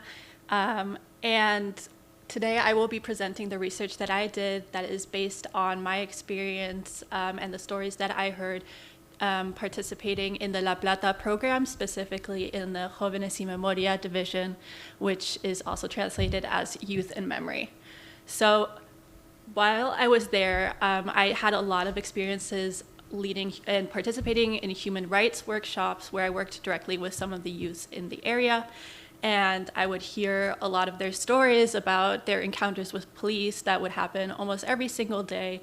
Every single student had some sort of variant of a story of harassment or even of violence. And so I wanted to bring light to this issue in a more international aspect here at William & Mary. So I started out with two different questions. Question one, is there a geographically based oversaturation of police that proportionally targets lower and middle class youth? And secondly, are youth in these areas more likely to be victims of abuse of power by police force? So in order to do a thesis in any modern language, you have to have a theoretical framework, which is based off. And mine is Foucault, which I'm sure if any of you have taken a Hispanic Studies class before, you have heard of. You've had to endure. But specifically, I am working on Necropolitics, which is a work by a French, Cameroonian author, Achille Mbembe. And so if biopolitics is it divides the community by a sovereign or executive power that has the power over its constituents of who to let live by dividing resources or healthcare systems in a specific manner. Biopolitics is the slightly more darker sibling of deciding who gets to live and who gets to die. So this is a quote from the text. So expression in the power of and capacity to dictate who is able to live and who must die. So Mbembe argues that the state creates, or society creates, fictionalized enemies in order to justify certain division of resources and certain actions by the state, and specifically in law enforcement. This happens by creating death worlds, which may be not literal locations, but also in this case, I'm arguing that this is a physical location marked in an area of Buenos Aires. And so I'm doing this by working with two different case studies. The first one is Lucas Gonzalez, who is a 17-year-old soccer player from Baracas, which is a suburb or a commune of the Buenos Aires city in the south. This is a very sad story of a 17-year-old who was just leaving soccer practice with his friends. They got into a car. They started driving around when an unmarked vehicle, which contained plainclothes officers, cut them off in traffic. And they believed they were about to be victims of a carjacking, so they proceeded to try to drive off, which led to a chase. Multiple gunshots were fired at the car, incapacitating Lucas. And something that is mentioned here specifically is that after he passed away, which was the next day in the hospital, the autopsy revealed a cigarette burn on his hand, which had occurred before his death. So this case is obviously an example of police brutality, but also I argue that it's a case of the necropolitical powers because specifically of the causa armada, which is a framed case. After the officers committed this violent act, they planted a toy gun as evidence. And that's to create a false persona of Lucas Gonzalez, of him being a dangerous criminal. Something that was very historic in this case as well was that the 3 officers were actually charged with a hate crime or with cometido with odio racial, which was not something that had occurred very often in the city before that. So to apply this to necropolitics, this exemplifies the state of exception. There are several laws that have been broken by these officers, specifically, for example, the lack of identification by officers, as well as the use of lethal force or excessive force. This means that a member would categorize him as being reduced to bare life, which is in a state where he did not have any fundamental human rights. This act of lethal violence is also called gatillo fácil, which it translates to trigger finger. Finally, what I'm also attempting to analyze in my thesis is biological cesura, which is both in Foucault and Mbembe's texts, where they argue that racism is a factor in dividing people into categories that create these death worlds by creating them as fictionalized enemies. This is my second case study. If you look at these 2 maps, I know the one on the left is a little bit difficult to see, but this is the area that I'm examining, marked in yellow, which is communes 8 and 4. And if you can see that on the other picture, those are what's marked in orange are the cases of gatillo fácil in the city of Buenos Aires since 2014. And as you can see, hopefully, they center in that same area. So although there are a few instances that surround the city itself, most of them are in the southern belt.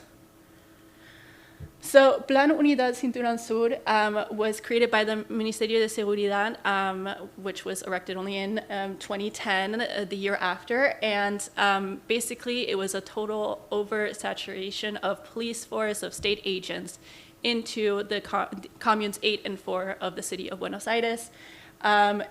You can have the exact number, but 1,250 state agents, for example, and this is a relatively small area of the city.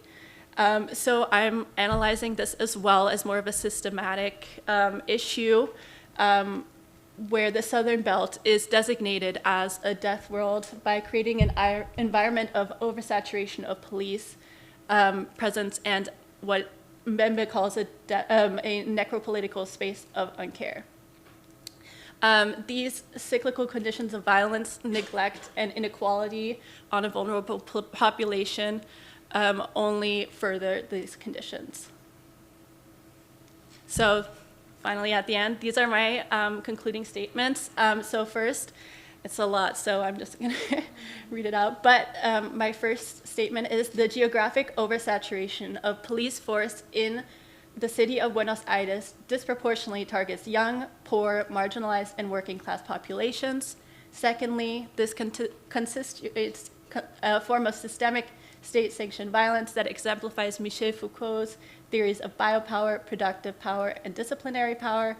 And finally, through both direct and indirect methods of systemic violence carried out by the state, specific locations within the city of Buenos Aires have become what Achille Mbembe calls death worlds. That's my presentation.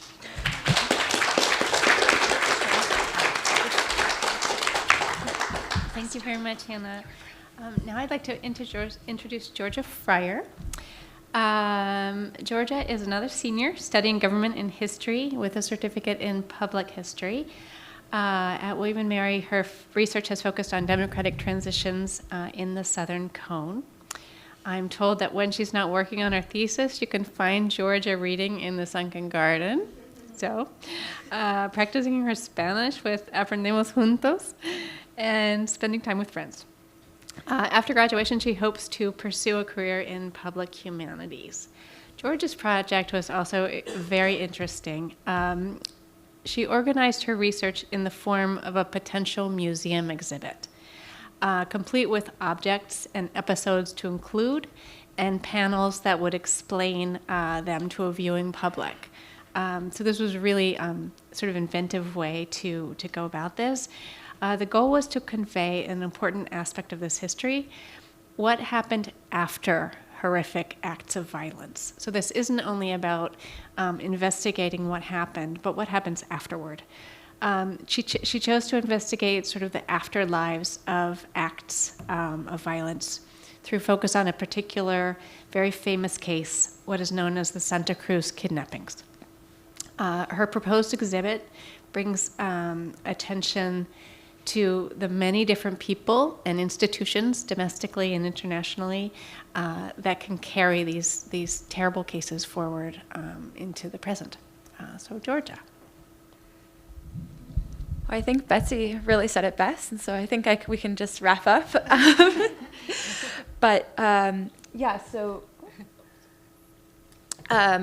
Like Liana and Hannah, I spent time in Argentina this summer where I worked for the Commission's Museum of Art and Memory, which is dedicated to preserving some of the stories of those victims of the last Argentine dictatorship.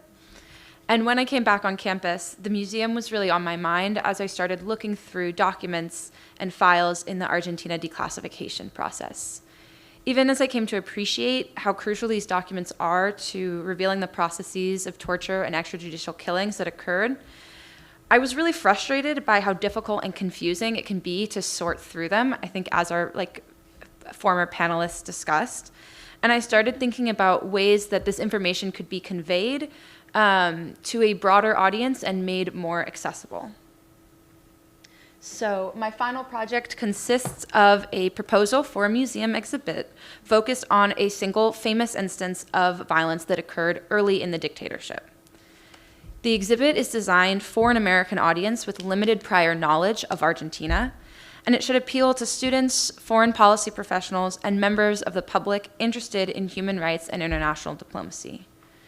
My goal is that visitors come away with a better understanding both of the regime's repression and how the United States and international actors responded to these abuses.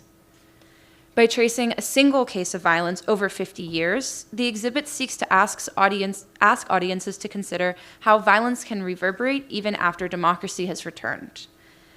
And by introducing topics like extradition and universal jurisdiction in the context of a narrative, this exhibit also intends to introduce visitors to the basics of international human rights law, making the case for human rights-based diplomacy.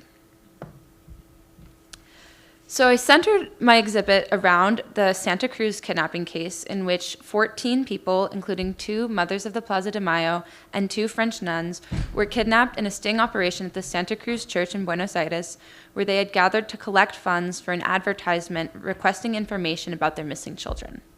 The event sparked international backlash, and so the archives are full of information documenting the responses of both the United States, France, and the Vatican.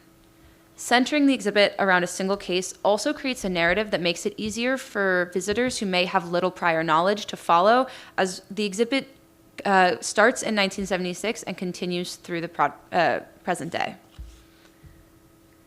This exhibit is divided into 8 thematic sections, and I'm just going to go through them pretty quickly. Early Attempts traces the mothers of the Plaza de Mayo as they began to raise the issue of their missing children, first with the regime, and then with journalists and politicians in other countries. In 1977, then U.S. Senator Ted Kennedy proposed an amendment to limit military aid to Argentina, but this amendment wouldn't go into effect until September 30th, 1978. The kidnapping covers the actual events of December 8th, 1977, when 14 people were kidnapped at the Santa Cruz church. The backlash was immediate. This was the first time that the mothers of the Plaza de Mayo had been targeted so publicly for retribution, and Argentine forces immediately tried to walk back the event, claiming that the Montoneros were behind the attack, and even going as far as to pose 2 of the victims in front of a Montoneros flag and send that image to journalists. It's clear from the documents in the Argentina Declassification project, however, that U.S. officials knew immediately that the regime was to blame. Lapse into Resignation covers the responses of both the United States and French government. The United States was initially angry and went as far as to actually bring up this issue in meetings with President Videla, but only a few months later, high-level State Department officials were advocating for more military aid to be sent to Argentina before the cutoff of the Kennedy Amendment. In a similar situation in France, France actually sold military equipment to Argentina as early as 6 months after this event occurred. Return to Democracy covers the Alfonsin's inauguration and the initial Nunca Mas investigation. Delay summarizes the military's efforts to avoid trial within democracy by dropping investigations, refusing to appear in courts, and intimidating witnesses. Justice Foreclosed introduces visitors to the punto final and due obedience laws and their effect on the mother's pursuit of justice. In the Santa Cruz kidnapping case specifically, Navy Commander Alfredo Astis was identified as the leader of the sting. Thanks to the due obedience law, he received amnesty and was promoted twice within the Navy. The international arena considers how the grandmothers and the mothers of the Plaza de Mayo turned to international bodies to pursue justice, enshrining a right to identify within the UN Convention on the Rights of the Child, negotiating with the Organization of American States for forced disappearance to be declared a crime against humanity, and traveling to France to testify against Astis in one of the first trials against an Argentine military official to be conducted by a foreign country. Sorry, guys. Finally, the Pinochet effect covers the actions of Spanish Judge Baltasar Garzón when he opened a case against the junta using universal jurisdiction, and the flurry of activity that followed in the international arena at the turn of the century. So at this time, Spain, Italy, France, and Germany all opened cases against members of the armed forces and sought extradition, to the point that international pressure forced Astis to resign in 1996. More bad news would come in 2001 when the punto final and due obedience laws were declared null, and in 2011, Astis was finally convicted and sentenced to life in prison. So each of these themes also contains 4 or 5 artifacts, which I won't get into right now, but I just wanted to give an example of what that kind of looks like using this document, which is included in the delay section about the military's attempts to evade justice under democracy. So this is a document written in 1984 in the middle of the Reagan administration, and it's sent from the CIA to the White House and the State Department. And it's about the Argentine military's reaction to the news that Alfredo Astis might face some type of punishment for his role in the kidnapping and murder of 16-year-old Swedish citizen Dagmar Halligen. I think it's important because it shows some of the military's favorite justifications for the violence that they inflicted on Argentine citizens. In this document, military sources claim that the lawyer is a Marxist, that the witnesses are all Montoneros, and that Alfredo Astis was just following orders when he killed and kidnapped a 16-year-old girl. By including objects like this, we hope to give visitors a kind of physical thing to look onto when they're considering these kind of larger thematic narratives. So In conclusion, my project basically, sorry guys, I lost the slide, so this one's going to be a little more off the cuff, but this project aims to introduce a larger audience to both to the repression that occurred in Argentina after the during the dictatorship and the afterlives of those actions in the 50 years that followed, considering both how the United States and international actors responded. We see the United States initially push the issue with Videla before backing off, and in kind of a really stunning reversal, we see France initially unwilling to address this issue and then become the leader of international efforts to pursue justice for victims in the international arena once the punto final and due obedience laws kind of exclude justice from occurring in the domestic realm. Most importantly, my hope is that this proposed exhibit would introduce a larger audience to the bravery and resilience of the mothers of the Plaza de Mayo and the work that they have done and continue to do to push for truth and justice both in Argentina and internationally.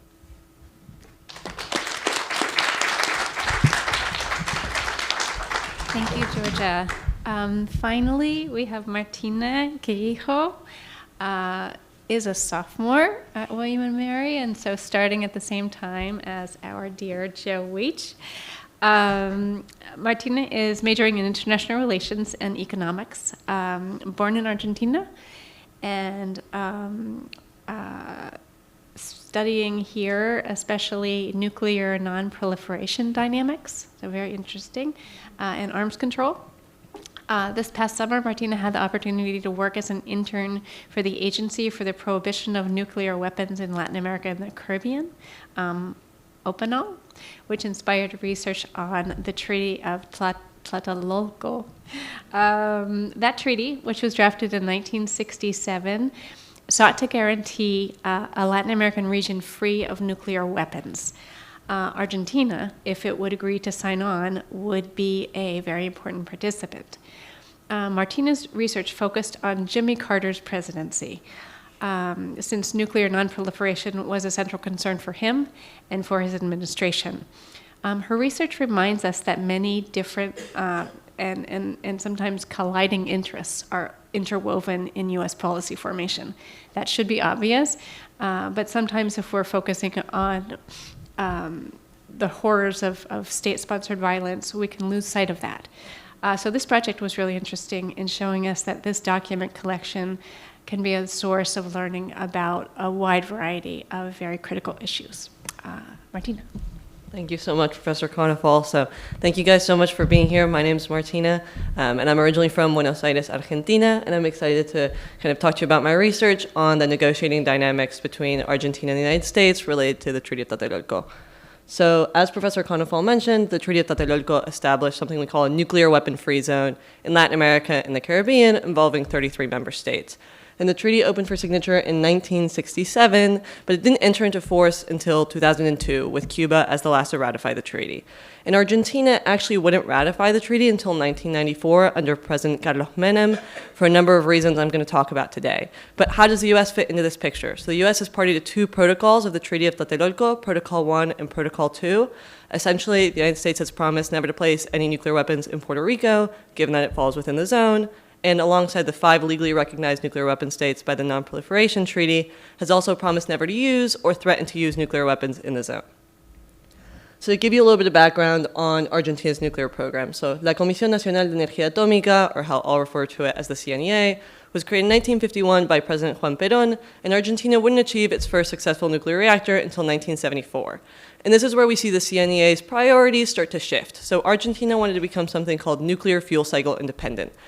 In other words, they didn't want to have to rely on a partner nation to refine uranium or kind of get it to that last stage to be able to be successful for a nuclear reactor. And by 1976, under the junta, they began to negotiate with the United States for this thing that we called heavy water technology. So at the time, the United States and Canada were the only people who had kind of this technology, but the United States was concerned that Argentina would use this technology to produce a nuclear weapon. And so they kind of proposed to Argentina a trade in which they would ratify the Treaty of Tlatelolco, and in kind of return would be provided with this technology. And this is where kind of my story begins and the negotiations ensue. So to give you a little bit of the political landscape, we all know that kind of Argentina, we saw the coup in 1976 that ousted Isabel Perón and the rise of the junta. But in the United States, we also saw the inauguration of President Jimmy Carter in January of 1977. And Jimmy Carter had two kind of fundamental pillars to his foreign policy: nuclear nonproliferation and human rights. So you might start to see how this really zeroed in Argentina. And what am I actually researching? So Jimmy Carter was not successful in kind of pushing the junta to ratify the Treaty of Tlatelolco, but what factors caused this? Why wasn't he successful? And I zeroed in on two kind of predominant areas that I think really prevented the junta from ratifying the treaty. But the story starts in September of 1977 when General Videla visits President Carter in Washington, D.C. And this is when President Carter kind of proposes the issue, and he says, I really hope Argentina would ratify the Treaty of Tlatelolco. And here we kind of see Videla saying, yes, we will ratify the treaty, but it's a matter of proper political timing. And this leads me into kind of the first factor that I saw really predominant in the documents that I had access to, and this was the nationalist tensions that were imbued in Argentina regarding nuclear development and its nuclear program. So we see this start in October of 1977 in a State Department memo that started to question why Argentina hadn't yet ratified the Treaty of Tlatelolco. And the number one issue that it picked up on was kind of this nationalist opposition. And they viewed the Treaty of Tlatelolco as kind of an issue of Argentine national sovereignty. And I think this is really interesting because within the junta itself, there was actually a lot of division. So while General Videla was supportive of the ratification of the Treaty of Tlatelolco, Admiral Macera, the head of the Navy, was very much against it. And he actually kind of threatened Videla with leveraging these nationalist elements to kind of oust him if he were to ratify the treaty. And this kind of goes into the public perception, and we see this in December of 1977 when the State Department started to kind of track public perception of the recent Secretary of State Cyrus Vance's visit to Argentina at the time. And at the time, these news articles started to question on the matter of Tlatelolco whether Argentina had given up too much and gotten nothing in return. Otherwise saying, why are we ratifying the Treaty of Tlatelolco? Why are we giving up this privilege? And even in a similar magazine called Somos magazine, the former Argentine foreign minister under the junta said, Argentina is capable of resolving its own issues without any outsider's influence. Why are we giving up this right? And this leads me into kind of the second tension or factor that I saw within my research, which was kind of binding the issues of nuclear nonproliferation and human rights. We mentioned that this was kind of the two fundamental pillars of the Carter administration, but within the documentation, the Carter administration actually really explicitly wanted to keep these issues separate because they saw that if they kind of tied together, it would prevent both kind of initiatives from being successful. And unfortunately, this is what would occur. So we see this in October of 1977. The military has picked up on the fact that these are kind of the fundamental issues that the Carter administration is working on. And they kind of realized, we could use this as a bargaining chip. We could ratify the Treaty of Tlatelolco in exchange for better treatment on human rights. And this kind of leads on throughout 1978 and into 1980.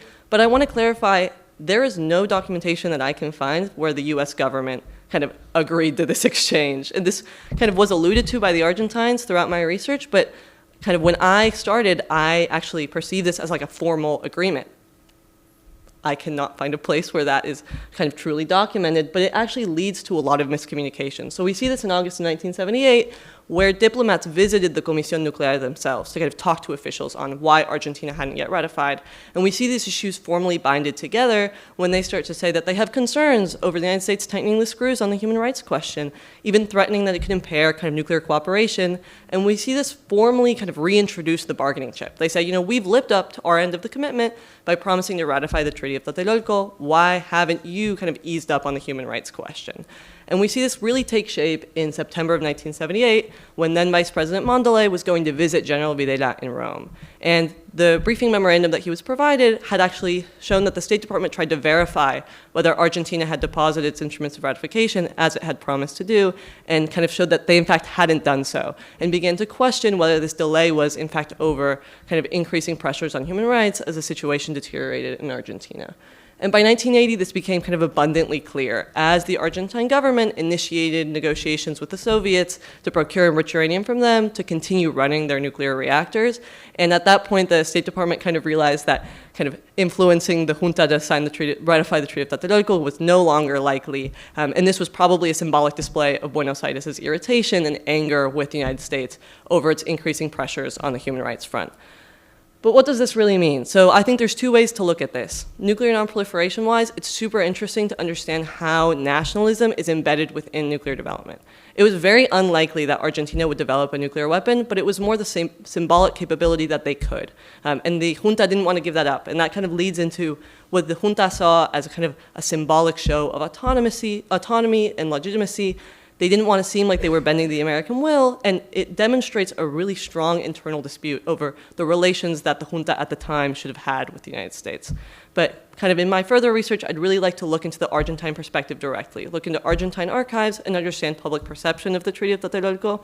I recognize this might be a little bit difficult given the level of oppression in the country at the time, but that's really where I'd like to take my research. So, thank you. Thank you so much to everybody. I'd just like to open it up to questions for our students.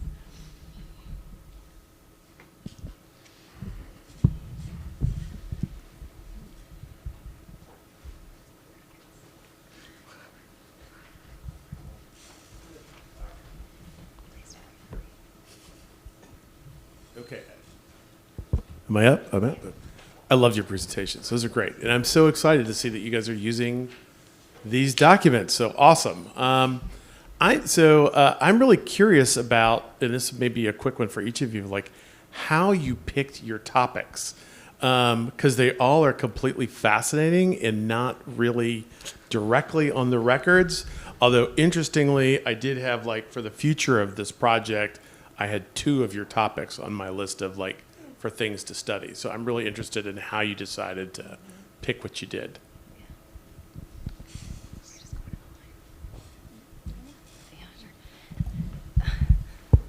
I kind of talked about this a bit in my presentation, but my reasoning for choosing my topic was purely just personal connection. I just felt like when I was abroad, there were certain narratives that were talked about, and then there were certain narratives that weren't, and I really wanted to kind of just try and be a voice for the ones that I didn't think were. And I feel like my host mother, the way that she talked about exile and just kind of even the world, how she sees the world, how she sees Argentina today, I see in the way that she speaks and the way that she thinks, how her time in exile still like is reflected in just every part of her life. And I don't even know if she realizes it completely, just because it's so normalized, such a hidden part of her identity that I'm just really honored that she let me tell a little bit of her story and interview her, and that was my motivation. Yeah. Well, I mentioned this already a little bit as well, but I think working with the jóvenes directly really impacted me in general in my life, in what I am now going to pursue as my master's degree. The first day there, I went to a reunion, and this girl was talking about something that she thought was, or that she almost seemed as more like funny, or was trying to find humor in a situation. She was like, yeah, I went to school yesterday and like I got stopped by police and they make me like shake out all of the contents of my backpack. And everyone kind of had a story that was like, oh, wait till you hear what happened to me. And this was just something that was very normalized, and they were angry about it, but at the same time it was like, what can you do? And I think that's something that's very important to highlight as well. That is why I'm doing the work that I'm doing, to kind of do my part in telling the stories that they've told me and that they've shared with me, to a more public audience.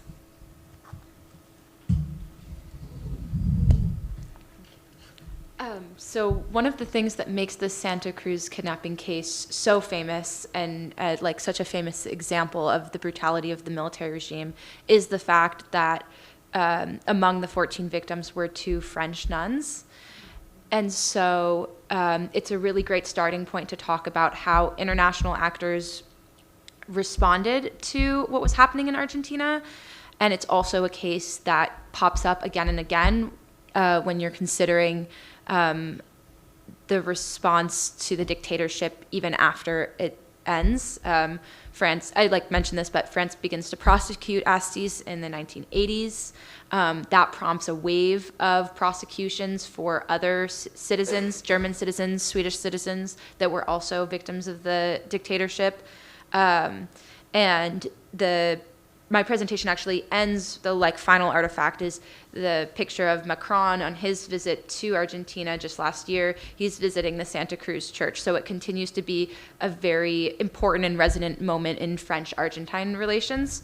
And so when I was thinking about how I wanted to do a museum exhibit, I wanted to cover a period of 1976 from 2025, and I wanted to consider the responses not only of the United States, but also of other international actors. It just seemed like a really great study that contained a really great case that contained all of those things.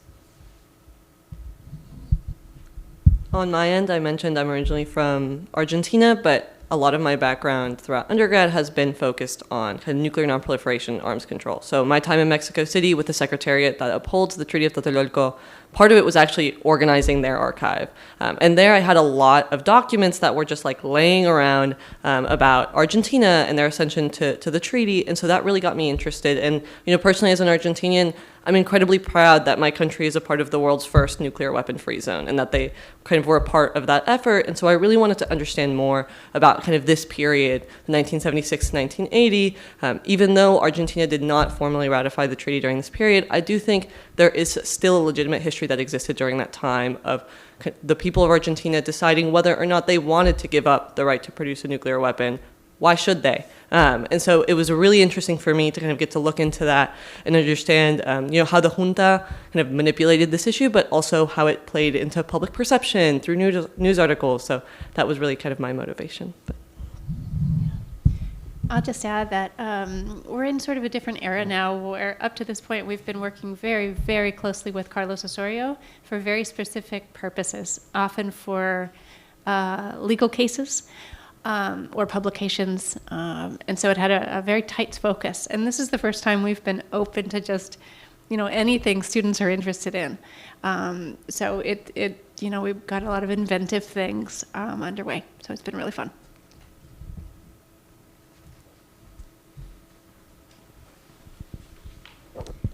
Thank you so much. I mean, what's incredible to me is how relevant today this your research is. I mean, when we think about exile, when we think about police brutality, when we think about transitional justice and how do we remember and how we tell that story, and when we think about nuclear nonproliferation and a little war that we are involved in right now, right?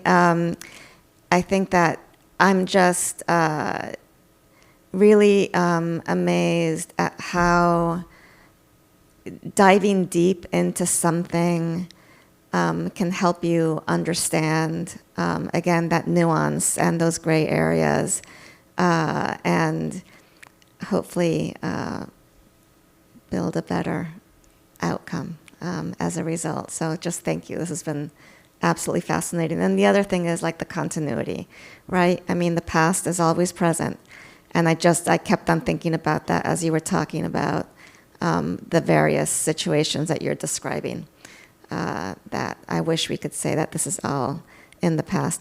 I do have one question, and that is, there's a very notable transition between the Carter administration's focus on human rights and the Reagan administration. And your projects, in some ways, you end in 1980, so with Reagan, and I'm wondering if that's on purpose or not, or was it Carter and nonproliferation, and that's why Carter years, and not the dictator, because ostensibly with Reagan there might have been a shift, and then the construction of the victim, I'm also wondering if there's a shift from the Carter years to the Reagan years, or not.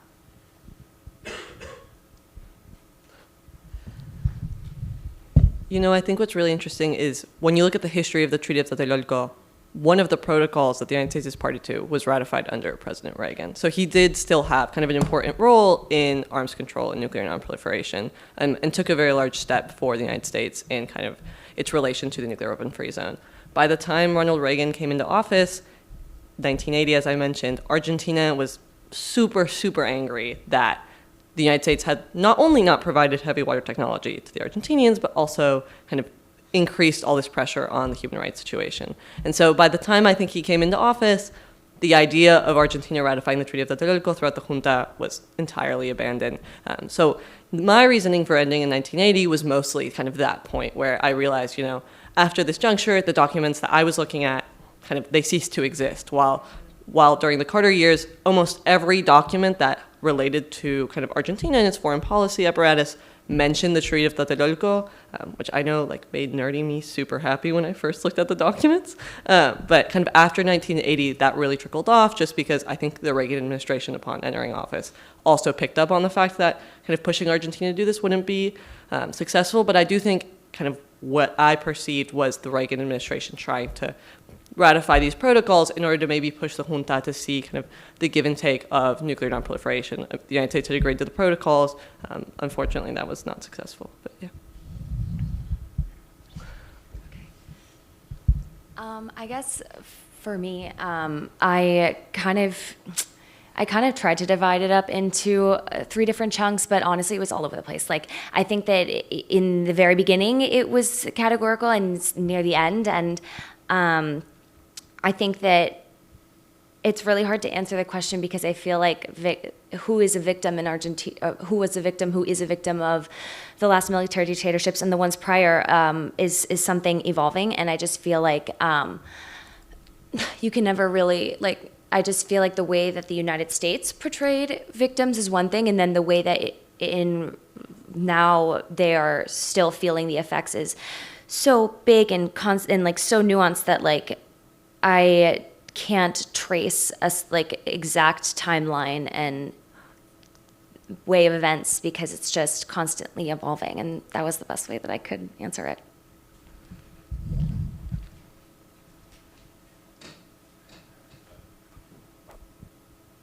All right, unfortunately, we're on a very tight schedule, so I just want to ask you to join me in thanking Professor Konefal, Martina, Liana, Hannah, and Georgia for their amazing presentation. And now we do have a reception. It's a little bit of a hike over to Phi Beta Kappa lobby, which precedes the play Efectos Personales, which will start at 7. So I ask you to join us there if you'd like to continue the conversation over a drink and some snacks. And if you need help getting there, my students valiantly will escort you there. So yeah, hope to see you there.